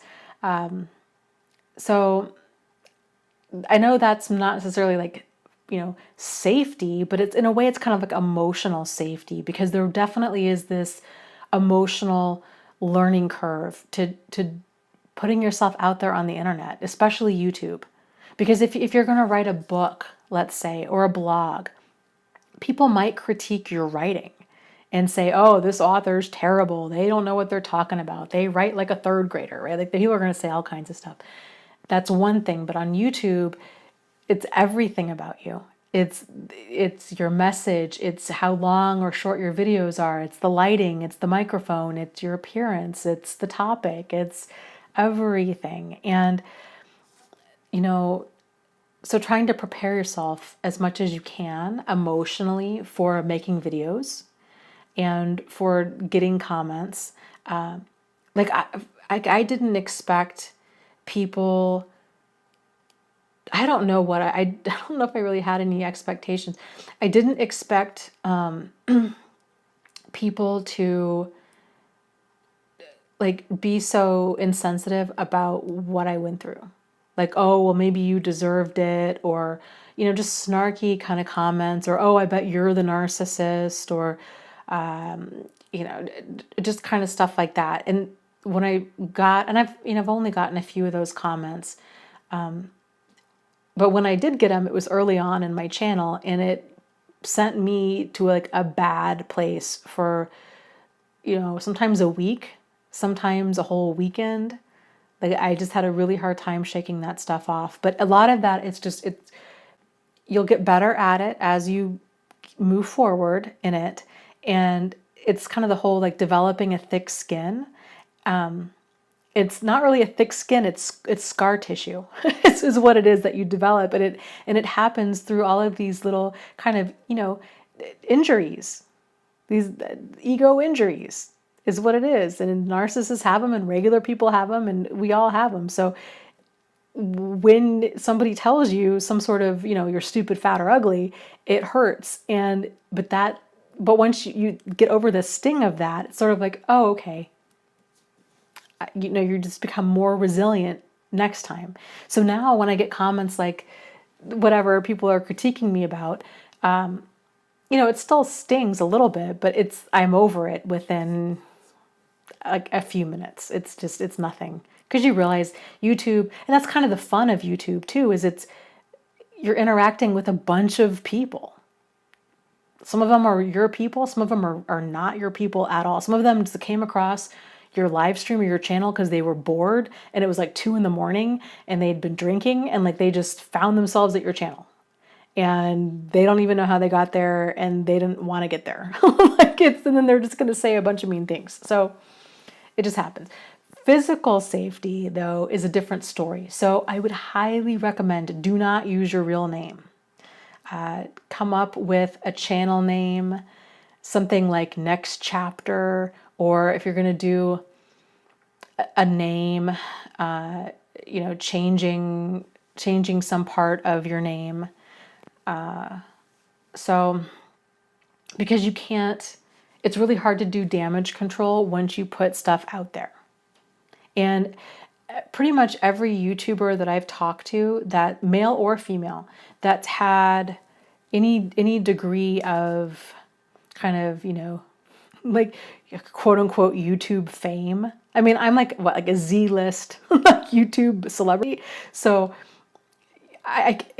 in the stuff I deal with, I can only imagine what people that are like actually popular like on YouTube, what they must deal with. I can't even imagine. So your privacy is gone once you really start putting yourself out there. So that's something to keep in mind. Creating a different name. So like if people Google you, they're not going to be, especially with Facebook. So if this is why it can be good to do a different name and to not link your profiles, because if you're going under the name of like, I don't know, Samantha Stevens, right? And then you're on Facebook, and if people are friending you on Facebook, that can seem fun at first, and it kind of is a lot of fun at first to just be like, yeah, here's me and here's my real life, and I'm just a real person like who happens to have a YouTube channel. If you get a problematic person though, they can also see who you're friends with. They can see your family members. They can see where your family lives. There's just a lot of information that they can get. So I just would highly recommend really thinking about what information you want to put out there to the world. I would be very cautious about mentioning location. Try to keep it as vague as possible if you can, just for privacy. Because like I said, you can't unsay these things. So just being aware of the information that you're putting out there. I wouldn't show the front of your house. I wouldn't show license plate numbers. I wouldn't show kind of like any detail where people can find you. There's a lot. That's kind of the basics of it though. I think if you kind of start there, you're good. And I think the most important thing too with YouTube is to try to remember why you're doing this. YouTube, it should be fun. Like, right? Like everything in life really, I mean, if we're not having fun, then kind of why are we doing it? So, to try to enjoy the process of it. So if your goal is to make a bunch of videos because you want to share your story, or because I don't know, whatever your motivation is, to remember that that's your motivation and to just make it fun. And it's going to be a whole big learning curve. I mean, my goodness, if you've seen my channel from the beginning, I still have issues with microphones. It's been 2 years. It's a journey with like lighting and microphones and, kind of getting your sea legs with how to interact with other YouTubers and kind of how to interact with your community that you're building. And, and everybody's got their own opinion, like on how to go about building a channel and how to you know, how to do all of these things. And at the end of the day, it's just like any other facet of your life. It's you following your own guidance system, kind of going with your intuition. You know, people gave me a ton of advice when my channel began growing, and I really thought I could maybe actually really do this. Like, this is really what I want to do with my life. And now it's looking like maybe I could. And I hit this point where I thought I really need to take this seriously. And so I reached out, and not just be this woman with an opinion and a microphone. And I was talking to all these different YouTubers and taking all this advice and thinking that they know better because they actually do this full time. And none of their advice resonated with me at all, but I thought I should listen to them because they obviously know what they're talking about. And I took a lot of their advice, and it didn't work. It was not the direction I wanted to go with my channel. And, you know, people told me, they're like, Dana, doing these 3-hour live streams is a terrible idea. You're going to sink your channel if they're way too long. You know, don't do this. People told me, Dana, you really need to like niche down and focus on just like one group of people. Like, don't focus on, you know, men and women, just focus on what you know. And so I did that. I focused only on women because that was my experience working at a domestic violence shelter and in my personal life. And then I realized I was unintentionally, you know, marginalizing and silencing all of these men. And then I felt terrible about that because I don't want to do that. And so, you know, it's an evolution of understanding, of getting in tune with yourself, of finding your own voice with all of this. And some people, you know, are kind of adapt to that a lot faster than others. There's quite a few vloggers out there that are on this topic that kind of from day one, I think, just had a really solid sense of their voice and their message and their story. And, you know, whereas I think for me, it took me probably about a good 8 months or so to really get comfortable with who I was on camera and how I was conveying the my message in a way that was like making sense to the most amount of people. There's just a big learning curve to it. So I don't know. I just, at the end of the day, try to have fun, get out there, and if you don't like it, you can always delete it. You know. So sorry, that was a long answer, but sorry.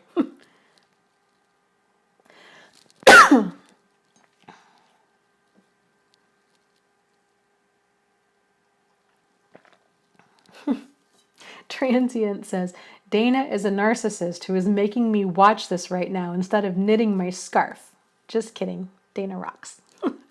Well, thank you. Yes. Well, you know, you could always knit and listen.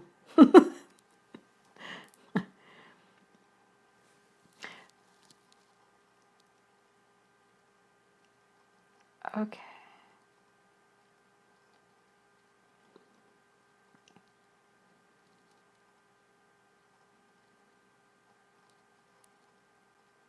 Oh, that's interesting.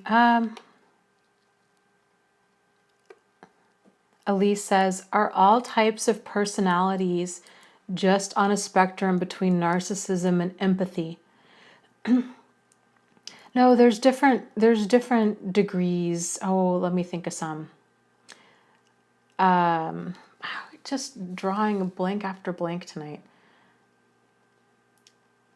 You've got like different degrees of like agreeability. You know, really any type of like personality trait is the spectrum. There's some that are more measured and taken into consideration than others, and I'd have to Google them. There's I don't know, a handful that are pretty typical. agreeability being one of them that jumps to mind.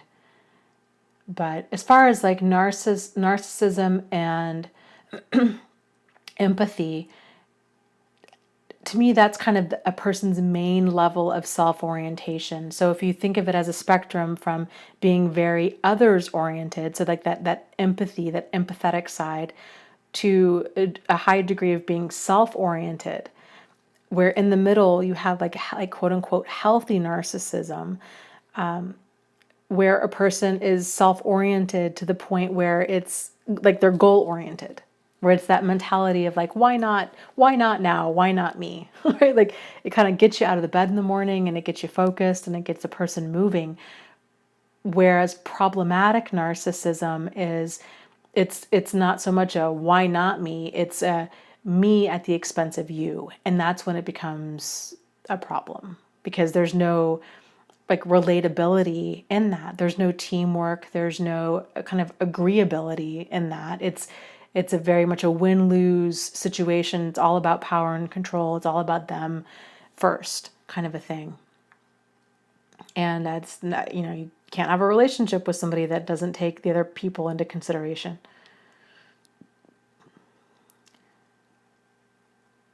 So, oh, that's so true. Truth Seeker says, energetically we shift when we follow our gut. Yes. Yes. And that's super hippie woo woo, I know, to a lot of people, but it's true. If we move towards what feels good, and kind of we can do like that, listen to that gut check, that instinct. If you know how it feels when you feel good, when you feel juiced, when you feel excited, what's kind of going on? What are those different situations that makes it easy for you to feel that way? For me, for example, I really enjoy I love to camp. I get so excited to go camping. It just totally juices me to be outside. If I'm camping on a beach, even better. If I'm camping near water of any kind, that's like the ideal. I know how I feel because I get giddy like a little kid. I sometimes will even get goosebumps because I get so excited and I'm just in the best mood. And so energetically, I'm at just kind of this like high vibrational place where I am just in like blissed out. I'm so just, I love that. You know, sitting around a campfire in general, drinking beer, like drinking beer around a campfire on like a Friday or Saturday night is my idea of a good time. Like with good company I love that. Like that's just fun. It doesn't even have to be like, I like a beer it doesn't even have to be beer. Like it could be, whatever, seltzer water. I love seltzer water too. But it's just kind of that whole atmosphere like that brings me to like a high vibrational place. So knowing these things about you, if somebody really likes knitting, if they really feel juiced when they're traveling, or when they're working out, or whatever it is that really just excites you, to pay attention to that, because those are all signals of this is what it feels like when you feel good. And then when you know that, then you also have the benefit of knowing, okay, how does it feel when I don't feel good? And those are kind of these low vibrational situations. So then once you really get in tune with that emotional scale, then you can start tuning into that on a more regular basis. It won't always be just in these highly intense, problematic situations that bring it to your awareness. Because most people, I don't think, even tune in. I know I didn't. They don't even tune into this emotional scale unless it causes them a significant amount of pain that it brings it to their awareness, and then it's like pulling a thread on a sweater, and they start realizing, oh my gosh, I don't really know what it feels like to feel good. I don't really know what it's like to feel bad. I've felt bad for so long. This is just normal, and they're so out of sync, out of alignment, like with who they really are, that there's this whole learning curve to reconnect with themselves. So, and it takes practice.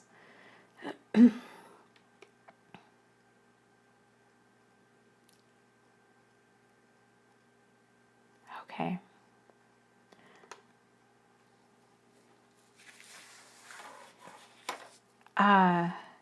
Shara says, is anyone else excited about the eclipse coming in August? I didn't even know that there was one. I'm excited about it now. That's awesome.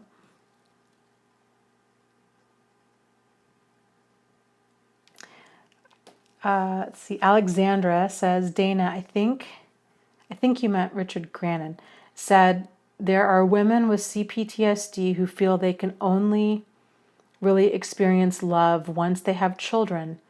Do you feel this too? How do I deal with this? Oh, that's a big statement, and that's a big response. I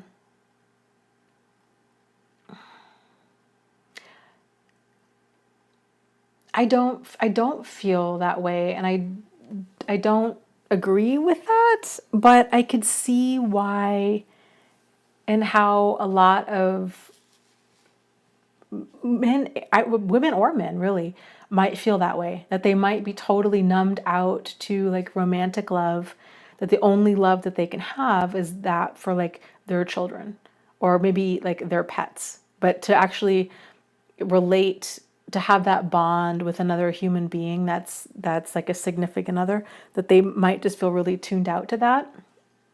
I could see that.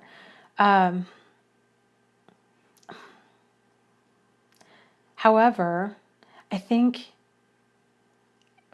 if you can learn to truly love yourself, then I don't feel like that there is a void or even a concern about like loving somebody else. Because if you really love yourself, then there's this security that comes with knowing that you have value and that you're worth moving yourself to a place where you stay safe and sane no matter what at any given time. So you know that you're not going to be in a toxic friendship or work environment or any other type of relationship or dynamic, because you're not gonna do that again. Like you know how that feels, and that you know that you don't want to go down that road. And so because you've gotten to the point where you're like, I love myself, and I'm not going to put up with being treated with a lack of dignity or respect. So I feel like when you love yourself and you treat yourself like it's sort of like, it's so cliche, but like you really do become your own best friend. When you do that, then you don't feel alone. Like you don't feel lonely. You don't feel a lack of love because you really enjoy yourself. You're not kind of holding your breath thinking like, I need another person to make me complete. I can't wait till I fall in love. I can't wait till I get married. You're not searching outside of yourself. And because you've made peace with who you are and you enjoy your own company. And when you can get to that point, kind of whoever else shows up in your life experience is just kind of icing on the cake, or I should say candles on the cake, because you have the cake and you've iced it and you're enjoying it, and other people that come along, when you're not looking to them to fulfill your own needs, right? I don't need somebody. I don't need to fall in love in order to feel loved, or that I feel enough or validated or significant. Like I already feel that way. And because I already feel that way and I'm not looking outside of myself for that, the relationships and the friendships I have are a lot more like sincere, and just there's so much freedom there. Because if they go, if they move, if they leave, if they break up with me, if they do all these things, sure, I'll be hurt, but it's not the end of my world. I heard a great quote the other day. It was a meme. I think it was on Instagram. And it was something about giving somebody else your whole heart. And the person said that, never again would they give somebody else their whole heart, that they're going to keep a little piece of it for themselves. And I actually kind of liked that. Like, that to me felt more balanced, where it's not this, I'm investing every ounce of my being into a relationship, into somebody else. Because to me, that's very unhealthy. And it's where a lot of us have gone wrong, thinking that that's what love is supposed to be like, where you're all in, that you lose yourself, you lose your identity. And that kind of this two become one concept. That's not commitment. That's not a relationship. That's codependency. And it's really, really toxic. And it's important for people to be able to love themselves and to have a sense of identity and independence outside of their relationship. Because if we're looking towards somebody else, to feel love or to give love or what have you, then we're always going to feel empty, because it's never going to be enough, especially if they are problematic. So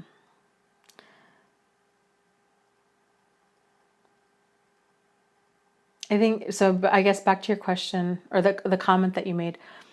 I think if a person's thinking that they're only going to be able to really experience love when they have children, then it's almost a toxic dynamic that they're having with their children. Because again, it's too kind of, I don't know, all consuming. I think it just sets that dynamic up to be unhealthy. To be like, I can only feel love if it's with my child. Well, my goodness, like that's a lot of intensity to bring to that dynamic, instead of just being like, I love my child because they're a human being. And now I'm not trying to get my emotional needs met through my child. I can just appreciate them. I can just appreciate them for who they are. And then I get to kind of watch them bloom into this person that they're going to be, which is so exciting. And it's this kind of mystery of who is this little person? Like, who, what are they going to be, an artist or a musician or a writer or a mathematician or a scientist? Like, who are they? Instead of me projecting my wants and needs and my unmet self-esteem needs and my neediness onto them. Does that make sense? I don't know. I don't know if I was clear about that. Yes, thank you. Exactly. Cecilia was saying, yes, this sounds like the recipe for enmeshment. Completely.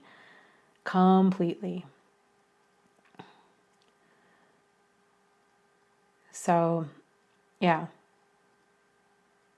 And that's kind of the beauty too. If we can get to the place where we really like ourselves, where we love ourselves, it's a lot easier to give love unconditionally to other people, to where it's just this appreciation of, I don't need you to be anything other than you are, to just appreciate you, like for what you are in this moment. Because I know I can move myself to a place where I'm safe and sane. I don't need you to change in order for me to feel okay. Like, I'm going to change what I'm doing in order to feel okay. Like, you don't need to, you be you. Like, you do you, And like, I can appreciate that and then do what I need to do, if that makes sense.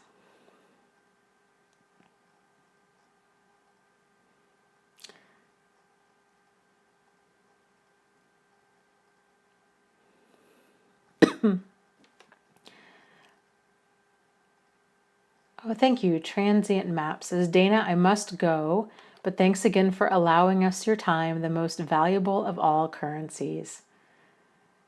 Thank you. What a beautiful comment. And I agree, it's our time, it's our biggest asset, and it's what are we spending it, or are we wasting it, or are we investing it? And I really do consider this like a really solid investment in time and of my time. And I'm always so blown away all the time when I get emails from people or comments that these videos have made such a huge difference for them. It's just the coolest thing ever to think that it's just so cool. It's so overwhelming to think that anything that, I don't it's just weird. Like, here I am standing in like my second bedroom and on the internet and just kind of my own life experiences, and that actually matters to other people. It's just it's just so surreal. But it's cool. It's really cool that can make a difference to somebody else. So,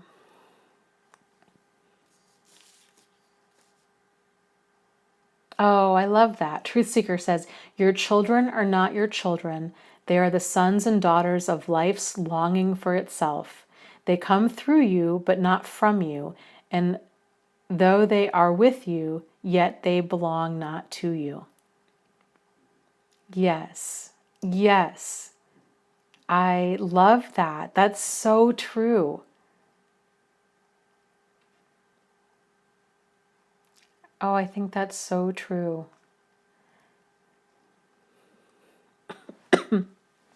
Alexandra says, thank you, Dana. You always help. I'm constantly trying to change myself because I think raising children isn't to be taken lightly, and some people can accidentally mess it up without knowing. Let's talk about that for a second. Here's the thing. I agree with you. Some people can really mess things up without knowing or even intending to. It's not so much about you changing yourself, okay? It's about you becoming more in alignment with who you really are. And when you get to that place where you accept yourself and you love yourself and you're able to be in tune with, like, what feels good and what feels bad, and you have hobbies and a support system, and you're living a life of purpose on purpose, then that is such a gift to you, because that's what we're all here for. We're here to grow. I mean, life is about growth. And so it's all about personal growth, right? So like you're becoming more of who you're meant to be. And so all of these little inklings as you go through life, and these little things that really juice you. And that's the beauty of it all, is we're all individuals. So what really juices me might totally turn you ice cold. But let's say you're like, what really juices me is I don't know, getting dressed up, or being a personal stylist, or being an artist, or a computer programmer, whatever it might really juice you. To pay attention to those little things that speak to you, to where it feels like yes, because it's life. That's what life does. Like, it kind of whispers to you, to all of us. And if we don't listen to those whispers, it gets louder and louder and louder, for good or for bad. So it'll kind of whisper, like, this is fun, come this way, like, you really like this. And if we kind of follow that, then all of these other doors start opening up, and we're enjoying the journey, and if we're going down a path that's not for us, it starts off as these feelings of confusion and irritation and resentment, and like it's discomfort and agitation. And those feelings, those little whispers of this isn't for you, they get louder and louder over time, to where we're in such intense pain that we're like, we've got to do something different.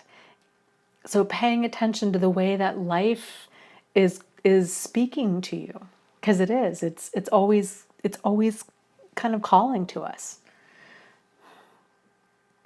So, and if you do that, if you can get in tune with yourself, that's such a great gift to share with children. So, if you have children, or if you want to have children, and then talking to them about that and helping them to pay attention to these different things in life that are kind of catching their attention and that helping them to explore these different things. So as they're showing curiosity about whatever it might be, entrepreneurship or knitting or animals, to help them to kind of cultivate that. Even if you're, especially if you're not interested in it, right? Because I think a lot of parents are like, well, I played softball, so you're going to play softball, right? And there's all of this kind of expectation and pressure, but it's about helping them to discover who they really are. And so, it's just, I think if you come from a good place, and there's kind of this saying that, especially with kids, kids don't care what you say. How does it go? Kids don't care. Kids don't care what you say until you show them that you care, I think is something along the lines. So if kids know that you care, then they're going to be more inclined, that relationship is going to be there. And if that relationship's, and that's a pretty easy thing to do. Like if you can just be like, I want you to have a great life. Like if you're coming from that place as a parent, you're like, I just want you to have a great life. Then they're going to be more inclined to listen to you and to watch kind of how you're role modeling different things along the way. Oh, how kids don't care. Kids don't care what you know until they know that you care. That's how that was the saying. Yeah, it's such a great feeling to just be able to, to support people, to encourage them to be more themselves. It's just absolutely so rewarding.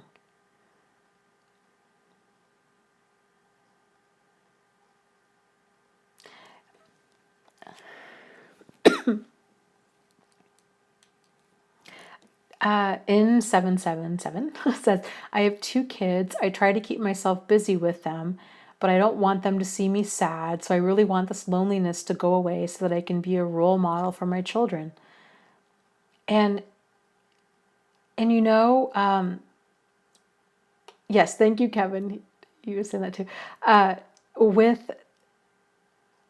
With that, depending on their age, well, not, even little kids, because kids have a sense of what's going on, to kind of frame it in an age appropriate way and just say, you know what, I'm really feeling this feeling right now. And like, it's part of it, but it's okay. And this is and you can kind of role model, like, okay, this is the feeling that I'm having. And,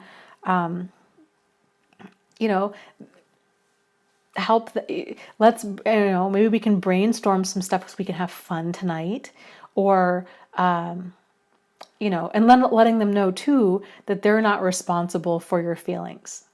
So it's okay for you to be sad. It's okay for you to be lonely. It's okay for you to have these things.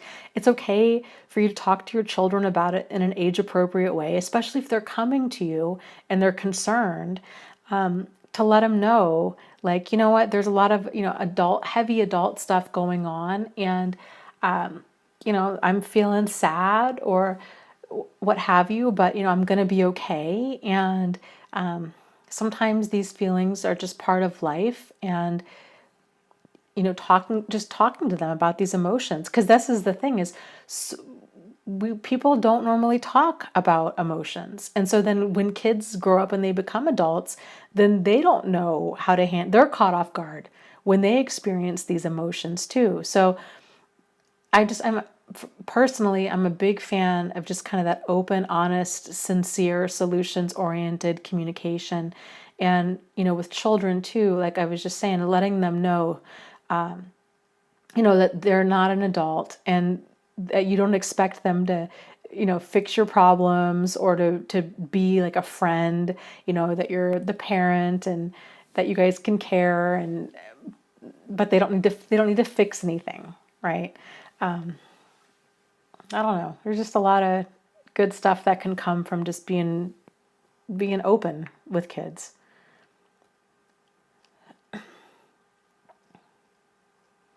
Awesome. Elise Victory says, I finally took my former narc boyfriend out of my contact list on my phone. Yay.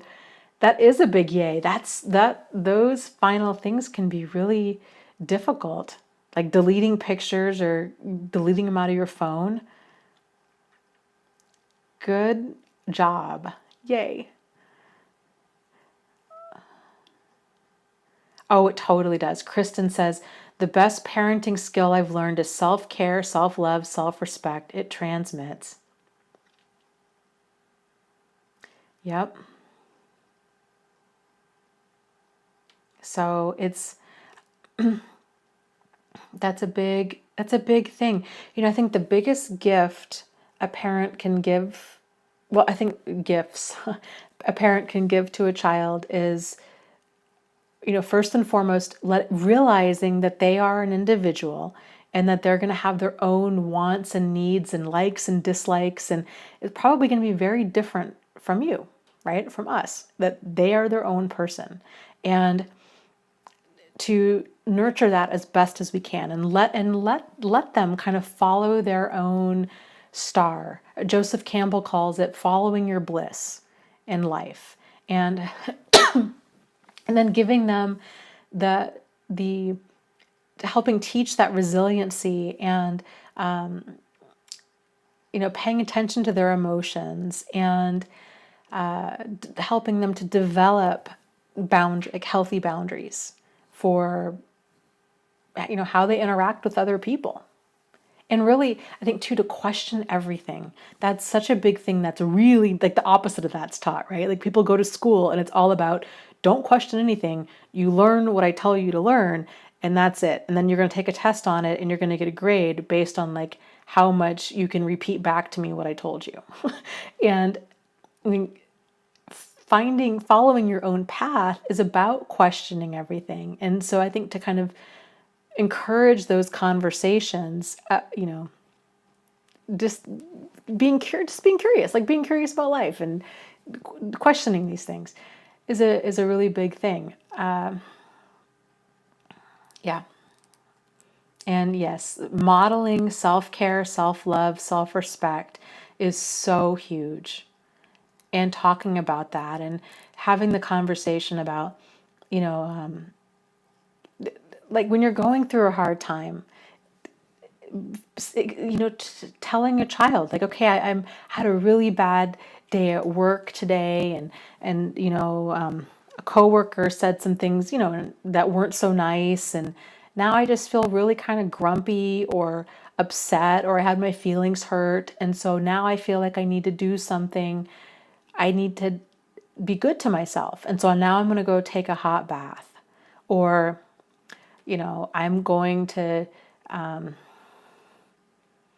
veg out in front of the TV for 30 minutes, or I'm going to go for a walk, and explaining kind of how you feel and why you feel this way, and then what you're going to do for self-love or for self-care, because we talk about self-love and self-care, but those are such vague concepts, especially I think for a child, where it's like, what do you mean your inner child? Like, what does that even mean? That's weird.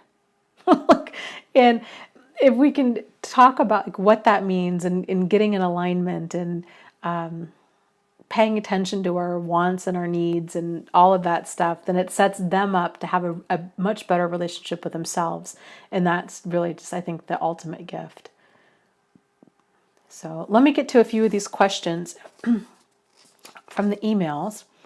Okay, first one is from Angela, who says, do you believe your past narcissists see your videos of pain and feel you are weak?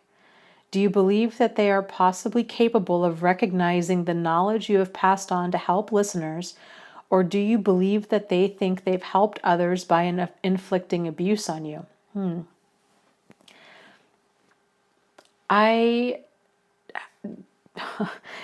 don't know. I guess would be surprised if they saw these videos, for starters, because they're older. They're, probably almost in their 50s now. And I just don't think that they are big into YouTube. So I guess part of me thinks like they're probably never going to come across these videos. If they do, they're probably going to think that I'm blowing things way out of proportion, would be my guess. That, I don't know, there was no sense of like sincere acknowledgement from either one. So of anything that they did, like no matter how outrageous. So yeah, I think if anything, they're either going to think I'm blowing it all out of proportion because they're in denial about it, or that they would then tell themselves that that they somehow, by treating me so terribly, that this was really that they somehow helped other people. Like I could see that, like that level of like really, really backwards, inside out thinking from them. I don't know. Frankly, I don't really think a whole lot about them or what they think about anything. The only kind of fleeting thought that I have from time to time is kind of wondering, I wouldn't be surprised if I got sued by either one of them at some point, I guess. But when I realized people were actually watching my videos, because like when I started making these videos, I didn't really think anybody would watch them. It really felt like a message in a bottle that I was just kind of throwing out there onto the internet. And I just didn't expect for this many people to be watching them. So knowing that people do watch them, if they were to try to sue, I had to make peace with that. Like that really rattled me for kind of a while, like the first 6 months or so. And then I got to the place where I'm like, you know what? It's done. Like this ball is in motion. I can't go back and undo anything I've done. I mean, this stuff is all over the internet. Like it's been shared on Facebook, and it's on my blog, and it's on YouTube, and it's other people's plate. Like even if I took down these videos, like they're still out there. So if they were to try to sue me, then I would just embrace it and video it. Like, I don't know. I'm not even concerned about that, frankly, because I just don't care. Like I know the truth, and I have enough documentation to prove my side of it. So, I think if anything, I every now and again, I kind of think about like what I would do if like they had an attorney contact me. And I seriously think my response would just be like, oh, this is going to be fun. Like, hang on to your hat, because I'm going to video all of this. And like, so I don't know. I don't lose sleep over it. Okay, let me go to another question here. This is from David, who says, I feel so very lucky to have stumbled across your website, podcast, and forum. Thank you barely covers it. Seriously. I'm sure you know there are tons of men out here trying to do our best to thrive after being in a narcissistic relationship. Yes, plural, because as you know, we repeat our mistakes, despite our best efforts, knowledge, and recognition of narcissism. I follow Richard Grannon, and he's fantastic. But you are such a good balance to the work he does. I truly feel comfortable hearing you talk, seeing you share, and it gives me solace knowing I'm not alone. I'm sure you've heard that many times before, too. So again, thank you from the very deepest parts of my heart. You're doing the work of God, the universe, whatever you want to call this wild experience we're all a part of. If I can help you in any way, it would be the greatest gift I could give back. Whether it's sharing my story, chatting briefly, or even just knowing that you have wonderful people out here whom you're helping beyond words. Thank you for all you do. I just can't say it enough. Please keep it up. I'd be happy to help with Patreon or just bouncing ideas back and forth. As a former chiropractor, but as a current IT software guy for the last 20 years, I'm happy to help. Oh, David. Be careful what you're volunteering for. I think you would run screaming for the hills if you saw my IT battles. He says, okay, like Scott in your last podcast, I can so relate. I hardly have the words to share through the tears that stream. It so sucks. Anyways, I'm sure this is too long already. Please know you're helping and in so many ways. All the best, David. Well, thank you, David, for such a great letter. I just appreciate it. And I really do. I really enjoy hearing from you guys. And it's just fantastic. So yeah. Yeah. I don't know. We'll have to just stay in touch. I don't know. I need to do another video. I'm wanting to do this full time, but I don't know how to make that happen. So I want to do a video about it because I have several books in the works, but I also would like to make them, I don't know. I'm so torn. Part of me wants to make them donations based, but I also want to be able to do this full time. Like I work full time, and it's really quite a lot trying to do this and my job full time. So, I don't know.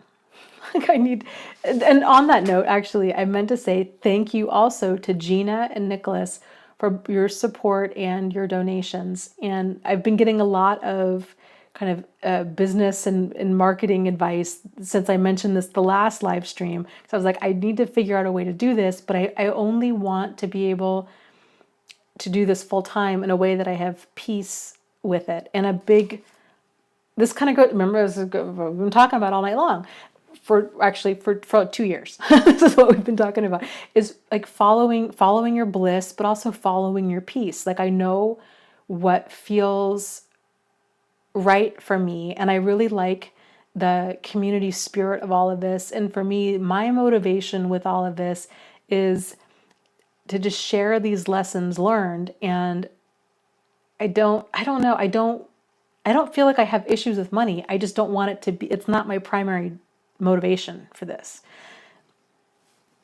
But turning all of this into, no, I don't know, turning all of this into like a business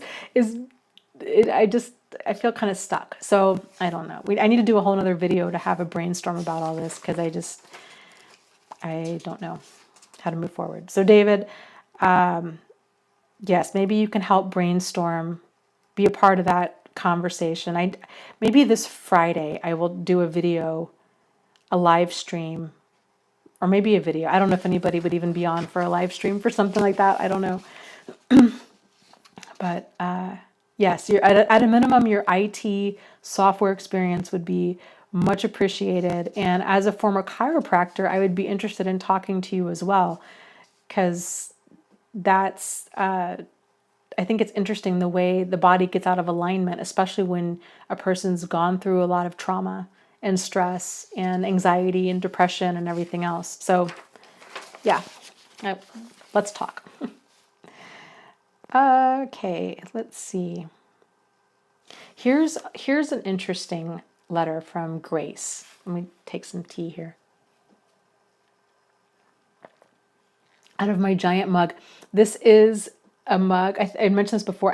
This is my first printing mug from Cafe Press, and it said it was an oversized mug, and like no joke, this thing is like a beer stein. It is so like here. That's the size of my hand. Like it's so massive and it's really heavy. Somebody had mentioned, I think it was last week, that they would use this for hot cocoa and marshmallows. And that's a really good use for a mug this size because it's giant. So I don't know. It's a little bit bigger than I anticipated.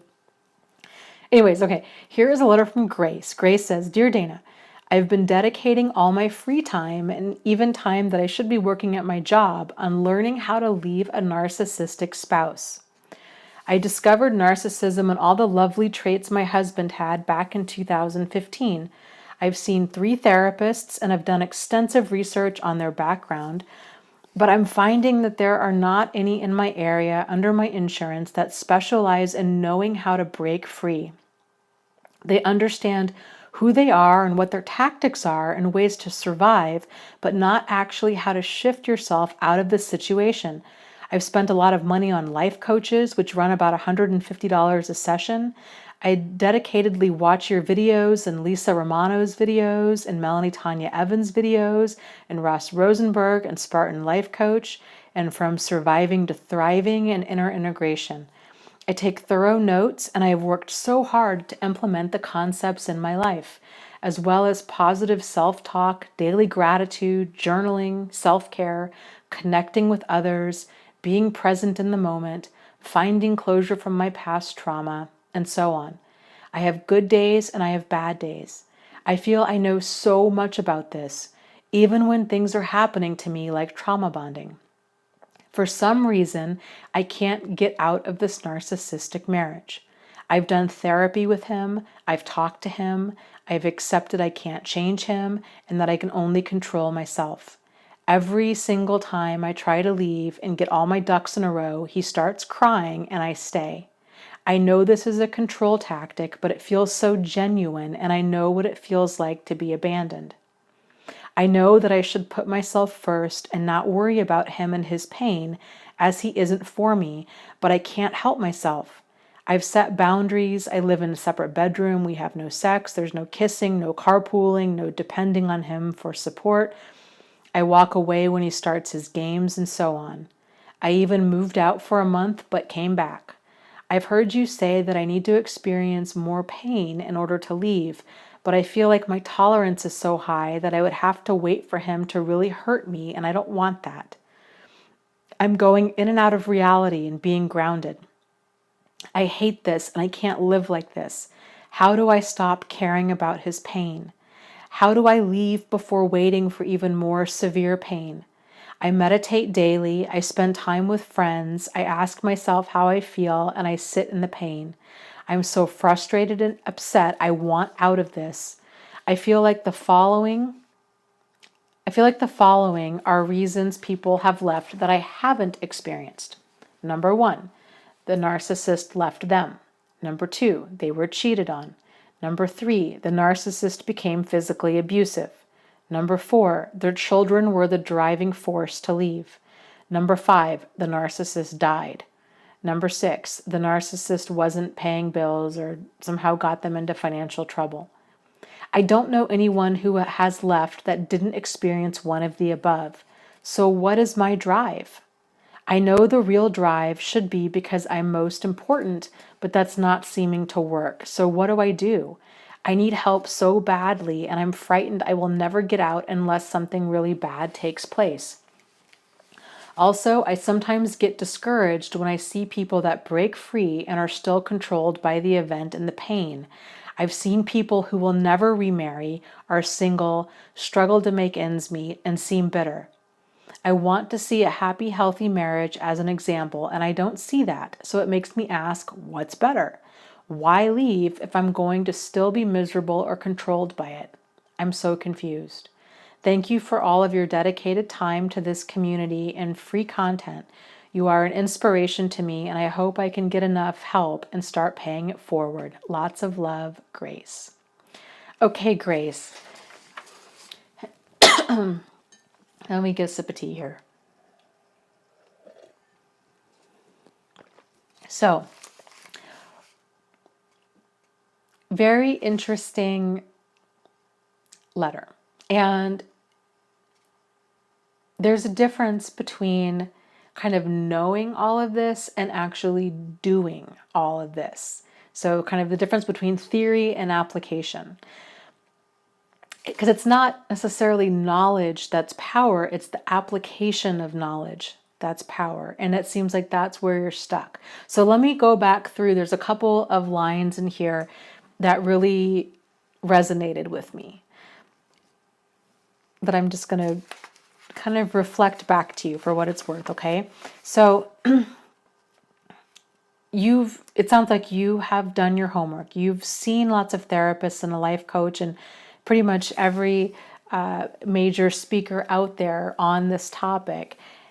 And then what I found interesting is then you switch from all of this self-work you've done, daily gratitude, journaling, self-care, connecting with others, self-talk, on and on, it switches to, for some reason, I can't get out of this narcissistic marriage. I've done therapy with him. I've talked to him. I've accepted I can't change him. Every time I try to leave, he starts crying and I stay. So it sounds like, to me, you're doing all of these things that you feel that you should be doing. Journaling and self-talk and affirmations and all of this. But it's like you're going through the emotions, but this emotional pull is still really there when it comes to him, and that he is still very much a focus of you. Where I thought this really got interesting is when you spoke about that he starts crying and then you stay, and that the reason is that you know what it feels like to be abandoned.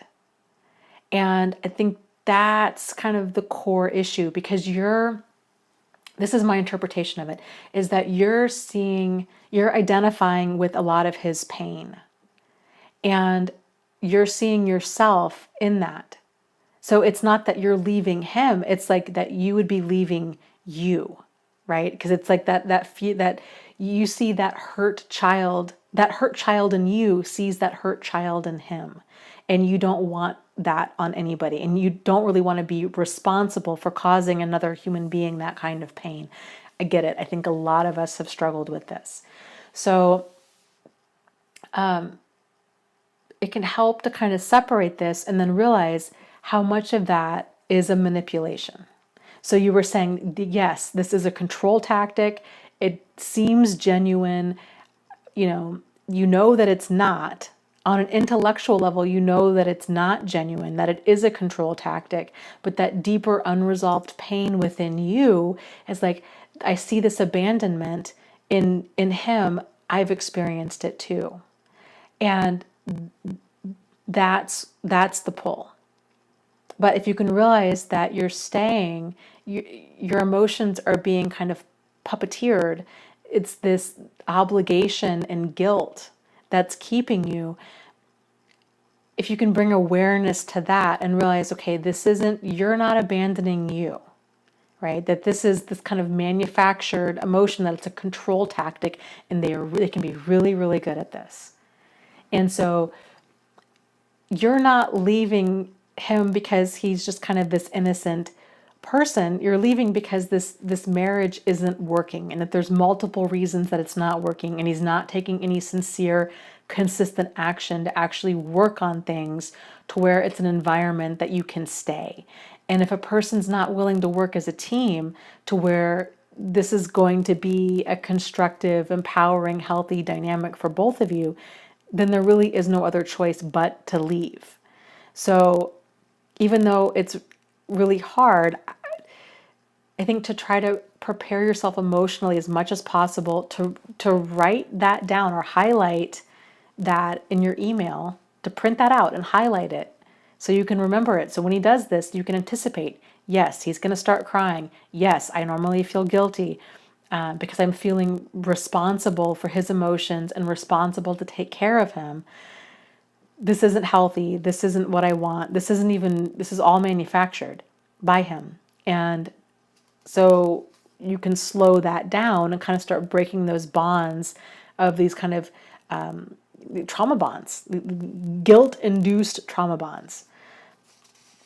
So, and you also said, how do you stop caring about his pain? You can still care about somebody else's pain. You can still have empathy and compassion and love for another person. But you can also have that from a place where you can keep yourself safe and sane. So it still might really hurt to be like, I've got to go. Like, I can't do this anymore. I love you. I wish you well. I wish you light and love. I wish you peace and happiness. But it's got to be, but not under the same roof, not as your wife. Like, I have to go. And because he has his own journey too, And so sinking yourself in order to try to save him, that's not caring.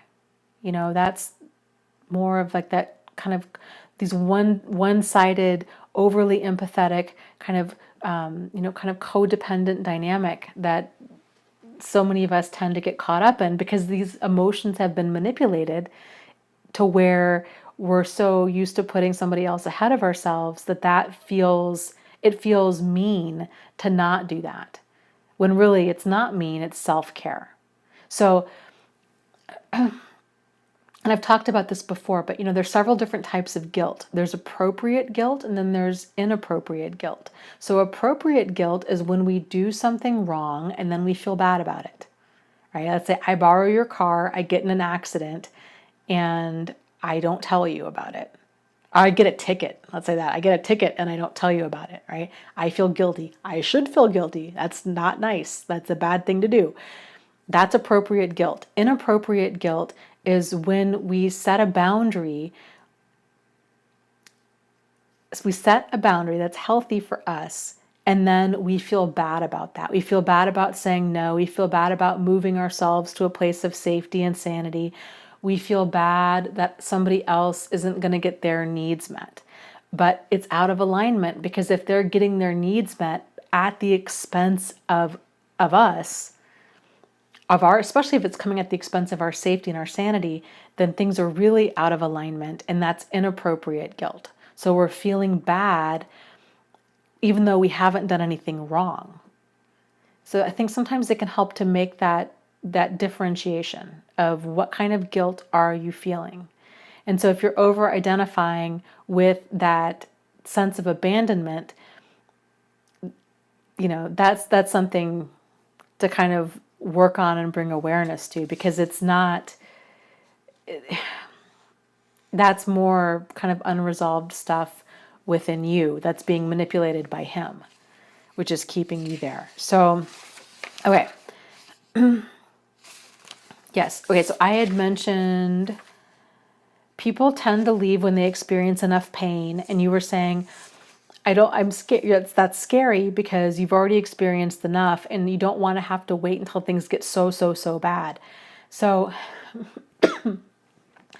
when I talk about people needing to experience a lot of pain, it's generally because most people are motivated by either pain or pleasure.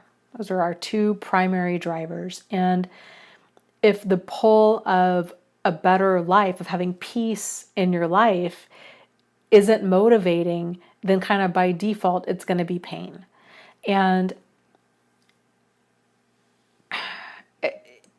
it can be, and that's the challenge with these kinds of relationships, is because oftentimes if things are just uncomfortable, but they're still livable, we tend as human beings, because change is always scary, we tend to stay there.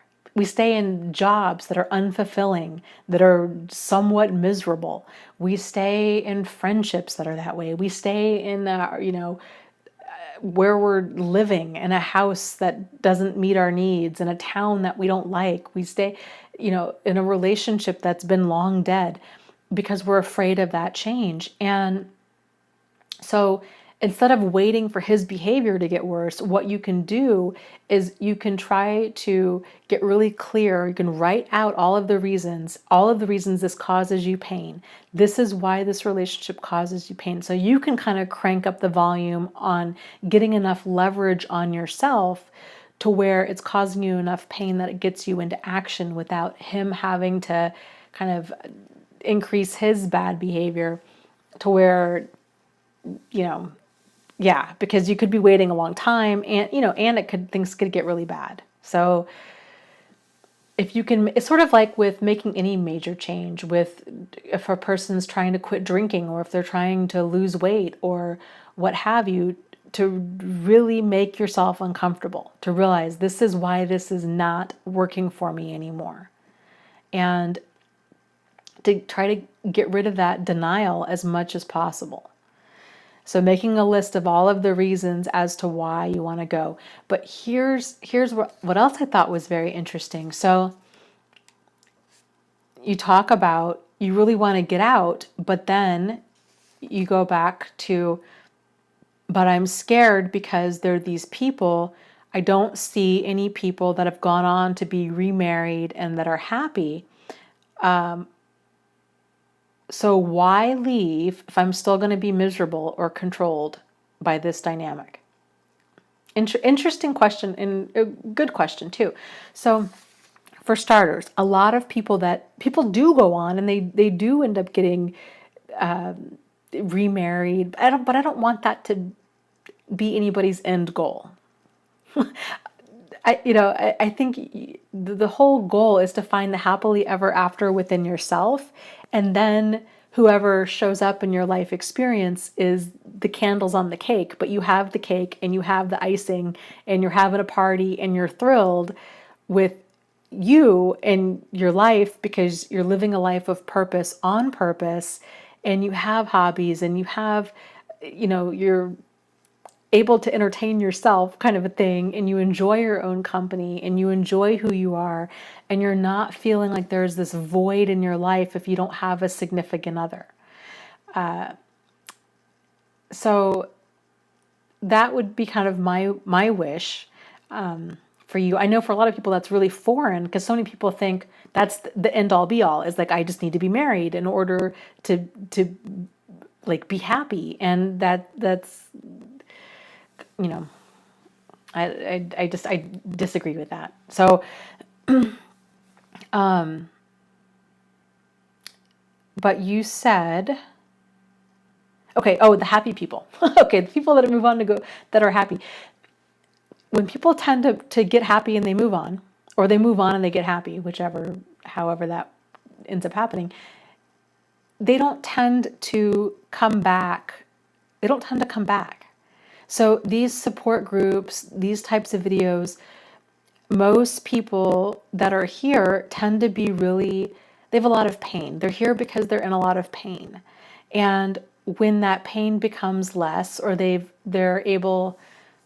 somehow moved on, or they've gotten to the place where they're feeling okay, then oftentimes these types of support groups or these types of channels no longer fit them. If anything, they can feel really heavy and very negative because they're not there anymore. So those people do exist. They just tend to not oftentimes stick around. Some people do come back periodically and they'll share victories. They're like, I've been no contact. Somebody earlier tonight, they've been no contact for 2 years, or people do come back and share victories. And frankly, that's been one of the things I've been trying to work on within my Facebook group, is for people to share those moments of thriving. And I would like to compile a list of people that have gone on to make that transition from survivor to thriver, because they are out there. It's just you don't hear about them too much because they're too busy enjoying their life. But they do exist. So, okay, another interesting point. So you said, why leave if I'm still going to be miserable or controlled by this? So I think I just spoke about that. So like, if some people aren't miserable or controlled by it, I mean, they do go on to live happy, healthy lives. You couldn't pay me to go back. I look back on that, and on both of those relationships, and I'm just so thankful that I'm not in them. Like, it's like chasing a mirage, hoping to get a drink of water. Like there's nothing there, and it's gonna lead a person on this pointless, exhausting journey in hopes of getting something that will never come to pass. So there is a healing time to that. So kind of giving up the safety and security of what is, even if what is painful. Change is always scary. Giving up the dream, giving up the fantasy, giving up the hope of what could possibly be down the road someday, if then, right? Giving that up and accepting what is. Like, this person's probably not going to change. right? Especially if they're not motivated to change, then they're really not going to change. That this is just how things are. And then if you decide this is not what I want in my life, I want peace, I want happiness. If you start moving towards a different direction, you're like, this is what I want in my life, and I'm going to go out and go after it. That misery and feeling emotionally controlled by this, that doesn't have to be that way. You know, there's a lot of like emotional healing that most people tend to go through, but it's, you know, for me, it was that those feelings were very much mixed with a huge sense of relief, of feeling like I dodged a bullet. Like this would have never worked. Like I had, what else would I had to do? I had no other choice but to leave. Like like it just wasn't even an option to stay, knowing what I knew at that point. So it's not easy to leave, but it's not easy to stay. And it'll have to be kind of one of those things where you figure out what do you want to do? And to try to really get leverage on yourself one way or another. And it sounds kind of like, and I so get this too, where you're trying to motivate yourself, right? You're doing all of these things, you know, the journaling, the self-talk, the therapy, the life coaching, the YouTube videos, all of this. And maybe if that's not working, then how about this? How about you just take a time out? Just take a time out, take the pressure off. Just take the pressure off, okay? And try to focus on doing things that make you feel good. Just get in tune with that. Forget about your marriage, forget about leaving, forget about all of that. Just focus on feeling good, focus on having fun. Getting that part of yourself back into alignment. And I will tell you, once you start getting used to feeling good, the rest, you're not going to want to feel bad. That'll help you to get leverage to leave, because then it's going to really magnify that. So maybe perhaps take off the pressure and just try to do things that make you feel good. Get back into alignment with that. And to try to be more motivated by that pleasure, right? If trying to get more motivated by pain's not working, then get more motivated by pleasure. Do things that are fun. Take time for self-care. Tune into your emotions. You know, focus on what feels good and do more of that. So I hope that helps. Okay. Another thought might be too, if you're into going to some groups. I think this is a great group for anybody to go to if they're looking for an in-person group, is CODA. So it's Codependence Anonymous. And even if you don't identify as being a codependent, there's lots to talk about boundaries and kind of healthy relationships and healthy dynamics. And it can be really helpful to meet people that are on this journey of kind of alignment and healthy boundaries and healthy standards and healthy relationships, and hearing their challenges with all of that can help bring to light what our own challenges are with these things. So take care, keep me posted, okay?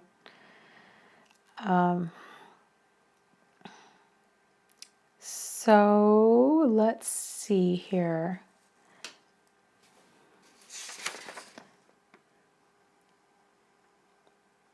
This is from For Joy. Could you talk about an elderly, covert, narcissistic mother who has turned an adult daughter, me, into a scapegoat and is using siblings for flying monkeys?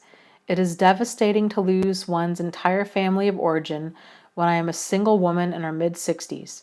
I am thinking about moving out of state. Is this an appropriate response to get away and start fresh from a small town where I am the subject of a smear campaign? I think it would be easier to set boundaries or to go no contact or gray rock if I lived away from here. However, my narcissistic mother is 90. Imagine that. My self-esteem, confidence, and emotional strength is at a low point. However, I am firmly planted in my healing journey. Thank you so much for all your videos and articles. They are wonderful. Okay, well, thank you for that. Here's kind of, okay. Lots of different people have kind of different takes on moving. And I am kind of the camp where I think you need to do what you need to do in order to feel safe and sane. And I'm also, with that said, I'm also a big fan of thinking about living your life in chapters. So that's kind of be the beauty of moving is, so maybe for the next 5 years, you move an hour away. Or you move to Hawaii. I don't know. Why not? Right? So like, you find a place that you really want to go that really excites you. And you just think, you know what, this next chapter in my life, this is what I'm going to go do. Like, I feel like kind of, the ground is shifting underneath me here. And I feel like my time in this place is just limited. It's just not working anymore. And it's not necessarily that you're running away from your problems. It's that you're realizing this is the reality of the situation. I'm tired of like having to feel that have to answer to all these people in this town who have known me and my family since God was a boy. And like, I'm done. Like, I don't want to have to justify anything to anybody. I just want some peace in my life, then yeah, why not? Why not go someplace that really juices you for 5 years? And you can tell people, you know what? I just thought I have always wanted to move to North Carolina or to Hawaii or to California. I'm going to go explore that for like the next 5 years. Why not? Why not? If it would give you the breathing room that you need, then, I'm all for it. I think you might get a lot of different mixed messages with this. I think some people might feel like that it's, that it is running away, or, that you might regret it since your mom is 90, these kinds of things. I'd be prepared for that from other people. Everybody's got their own opinion. And at the end of the day, it's up to you what resonates with you, what juices you, what feels like the right thing for you to do. And only you have that answer. So I support whatever you want to do in that situation. I would just try to make whatever option you do end up pursuing the most enjoyable possible. Because why not? Right? So that's what I got. I hope that helps. Okay. Let's see. This is a big one. So let me get a sip here. This is from Worried Mom. Dear Dana, my 23-year-old daughter is involved with a narcissist. They have been together 5 years with a brief breakup of 7 months when they were 19. Definitely looking back now, I see all of it was his narcissism that caused the breakup. My husband and I loved this boy as our own, taking him on vacations and everything. A little over a year ago, his mother passed away unexpectedly. Her and I had become friends and had talked often, especially during their breakup. She was concerned with my daughter during it. My daughter was beyond distraught over it and eventually sought counseling. She has very low self-esteem. My daughter is full of generosity, kindness, and love. She deserves to be treated so much better than how he treats her. She's almost done with college and she wants to be a special education teacher. His mother was as well, and she adored my daughter. My daughter does her boyfriend's homework, laundry, and whatever is needed. We have talked, and she is aware of how she is treated and feels that it is all because of his mourning of his mother. He has drawn a wedge between her and I.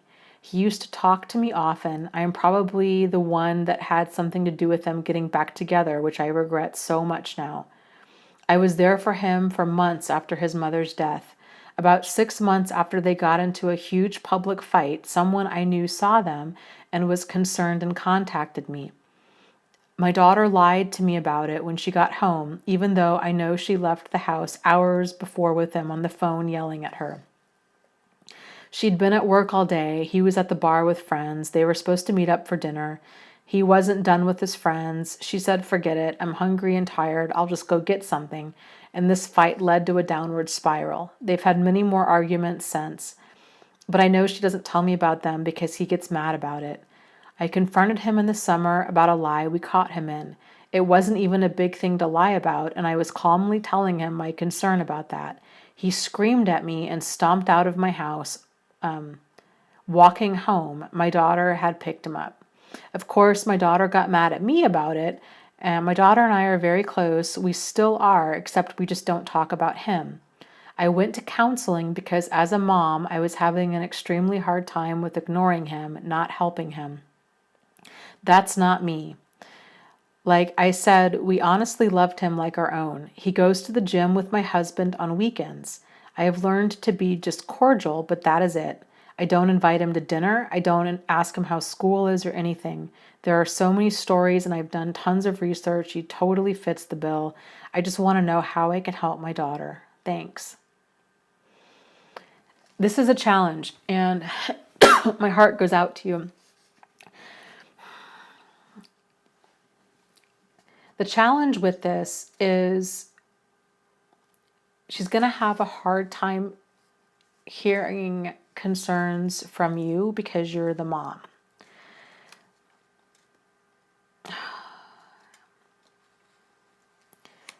And unfortunately, when people are in any type of abusive relationship, verbally, emotionally, psychologically, physically, what have you, it takes about 7 times of really these awful rock bottom moments before they experience enough pain that they get out for good.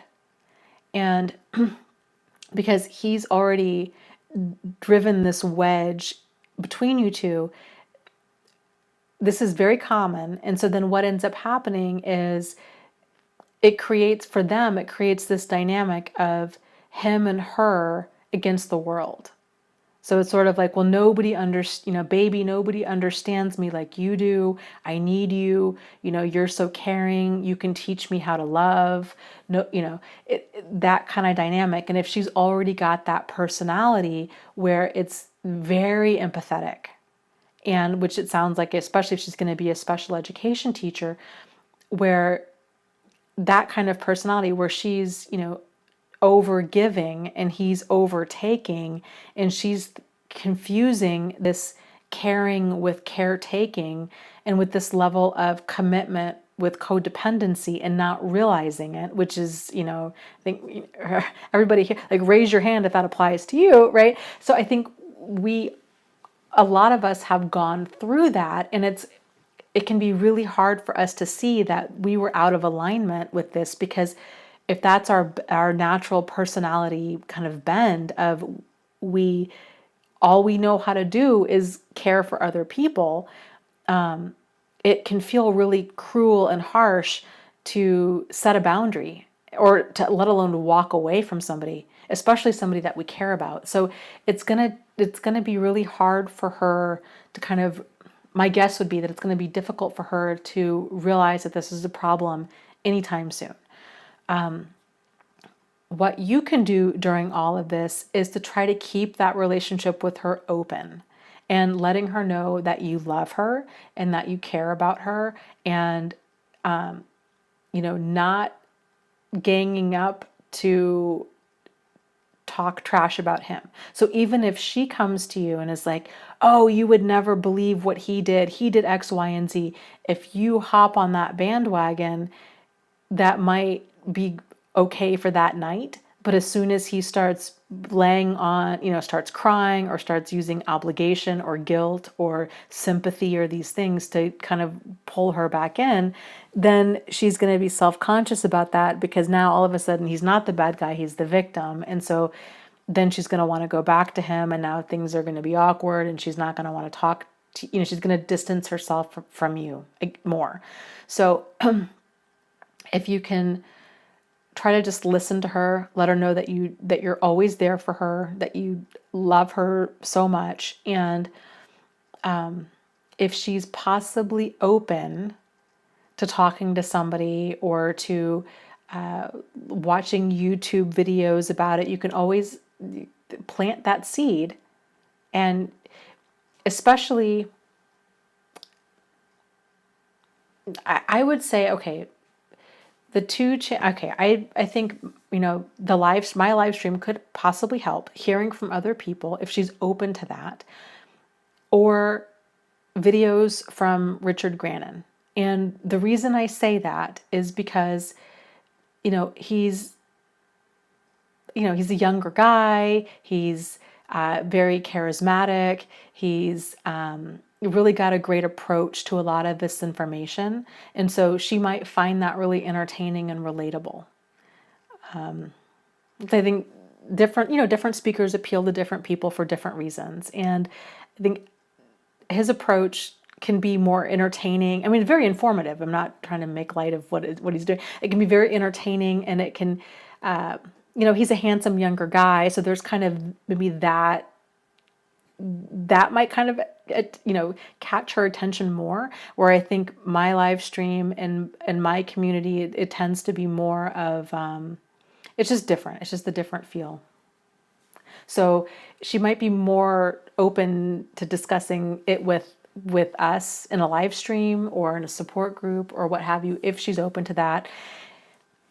Another thought might be, I started a video series on codependency. And you could try giving her a link to that and just see if she's open to it. Because in that video series, I discuss a lot of I had the exact same things going on with me. Like, I worked with special needs adults and children and seniors, and for, as a teacher and then as a nurse for 20 something years. So that was very much ingrained it still is, in my personality. And it took me a really long time to realize that could ever even be a problem. I just didn't realize that a person could actually care too much. I didn't realize that was a thing. So maybe hearing that from not you, from not mom, from me or from somebody else, that might be more helpful as far as kind of getting that through. If she's open to it. Or you might even just want to drop the hint and just say, if she does come to you about issues in the relationship, just be like, have you ever, YouTubed anything about this? Like, YouTubed anything about narcissism? And just plant the seed and then just don't even mention it. Like, when things get bad, my guess is she'll go to YouTube and she'll do her own research and then it'll be very eye-opening. Some other things that I would encourage you to do. So CODA groups, Codependency Anonymous. I think these are good groups for everybody to go to, frankly, because it's all about healthy relationships and healthy boundaries and these kinds of things. They're free and they're generally worldwide. So if you could find a CODA group in your area, and it might be beneficial for you to go to as well, where, you're able to kind of vent and find, getting support and getting ideas on how to kind of be there for her and navigate your own healthy line with all of this. And then also, I think the benefit too would be, if you're mentioning this and kind of in casual conversation, like, oh, you know what? I've got a CODA group I got to go to tonight. It's every Thursday at 7:00. If she starts asking about it, then it can be a way that you're not directly talking about her and her situation, but you're just talking about, yeah, I'm doing this for me. It's a group about, healthy relationships and healthy boundaries. And I thought, you know what? It's worth the time. And then, so you can kind of plant the seed that way, but then it's also, you're learning different skills, and then there's going to be kind of that ripple effect with all that. Another thing would be, So a couple more things actually. There's a book called The Verbally Abusive Relationship by Patricia Evans that's fantastic. Highly recommend reading that if you haven't already. And if she is open to that as well, that could be also very eye-opening for her. I don't know if she'd be open to it, but it still might be worth it. Just, I don't know. I think it's a great book. It's a good read, especially if this is something that you're kind of going through in your life. The last thing I have for you is you're saying your husband goes to the gym with this guy on the weekends. I would encourage you to talk to your husband about that. I understand that you guys were very close to this kid, and you raised him as one of your own in many ways, that you had a lot of love for him. But the reality is now that he's an adult, and it sounds like he's verbally abusive at a minimum to your daughter. And I find it a little bit concerning that your husband is friends with a guy who's verbally abusing his daughter. And I get that that in his mind he's separating it, like, oh, and probably minimizing it, like, oh, well, they're kids and they had these fights, and this is, because you've known this guy for a long time and what have you. But I think it would be worth maybe talking to your husband and just saying, you know what, I'm really concerned that this guy's verbally abusive, and what we're seeing is probably only the tip of the iceberg. And I really feel like we need to kind of make it clear to him, and that your husband would probably be better off doing this like man to man, especially kind of, I would hope, like alpha guy, he's the father, right? Like kind of from like an alpha man perspective of, this is my daughter. Like, you know what? I really enjoy you. You've been, we've welcomed you into this family, but this is my daughter. And I don't know what's going on with you guys, but you need to treat her, and setting that precedent of like, this is how I expect my daughter to be treated. And so I don't think it would necessarily change him, but it would send the very clear signal of, you're not going to be treating my daughter like this and expect that things are going to be okay. I don't know. That could drive a wedge between them as well, but I think it's worth kind of at least discussing that with your husband, and just saying, I think it's problematic that this guy's verbally abusive, and I think we need to have some boundaries with him, like as far as what is appropriate behavior and what's not, and what we're gonna be supportive of and what we're not. So it's difficult. I hope that helps. If you're still struggling with things, which would be understandable as well, you are also free to join our support group. So you can find me. If you do this, you might want to create a fake account to join Facebook with, to join the support group with, so she doesn't realize what's going on. Okay. My support group on Facebook is called Thrive After Abuse, and the one on my website is thriveafterabuse.com. So we do have a handful of parents and friends and family that are there trying to support loved ones, and they don't know what to do. That's why they are there. So it's a wide range of people in these different support groups, and most people in there are totally open to giving feedback and, any support that you might need too. So I hope that helps. And I'm so sorry. That's got to be so difficult to watch your daughter go through something like this. So,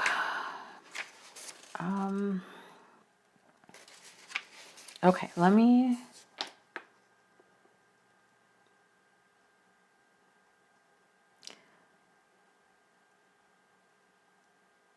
see. Okay. Oh my goodness. Okay, it's almost been 3 hours.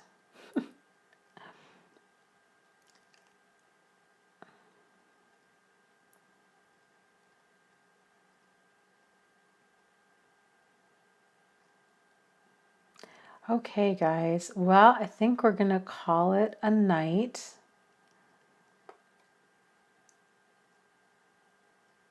So, oh, and don't forget, next Thursday is the book club live stream. So we're going to have the regular live stream Wednesday, and then we're going to do the book club live stream Thursday. I want to say, I think it was what, 6:30 is the time? I'd have to check. But the book was The Dance of Anger, and it'll be a good discussion. So hopefully, Lucy and I will have the live stream stuff figured out, and there's not going to be connection issues. So we can do that. So you guys have a fantastic week. Thank you so much for joining me and for supporting each other in the chat and asking such great questions. And I hope that my 2 cents helps. Just lots of love. Just lots of love to you guys. Be extra. Just, you matter. Like, you matter so much, and you have so much value, and you are worthy of being treated with dignity and respect. It's not too much to ask. It really isn't. So please know that. And just lots of love to you guys. You are not alone. You are not crazy, and you really can move forward and heal from this. So just big hugs to you, and I will see you next week, okay? Take care. Good night.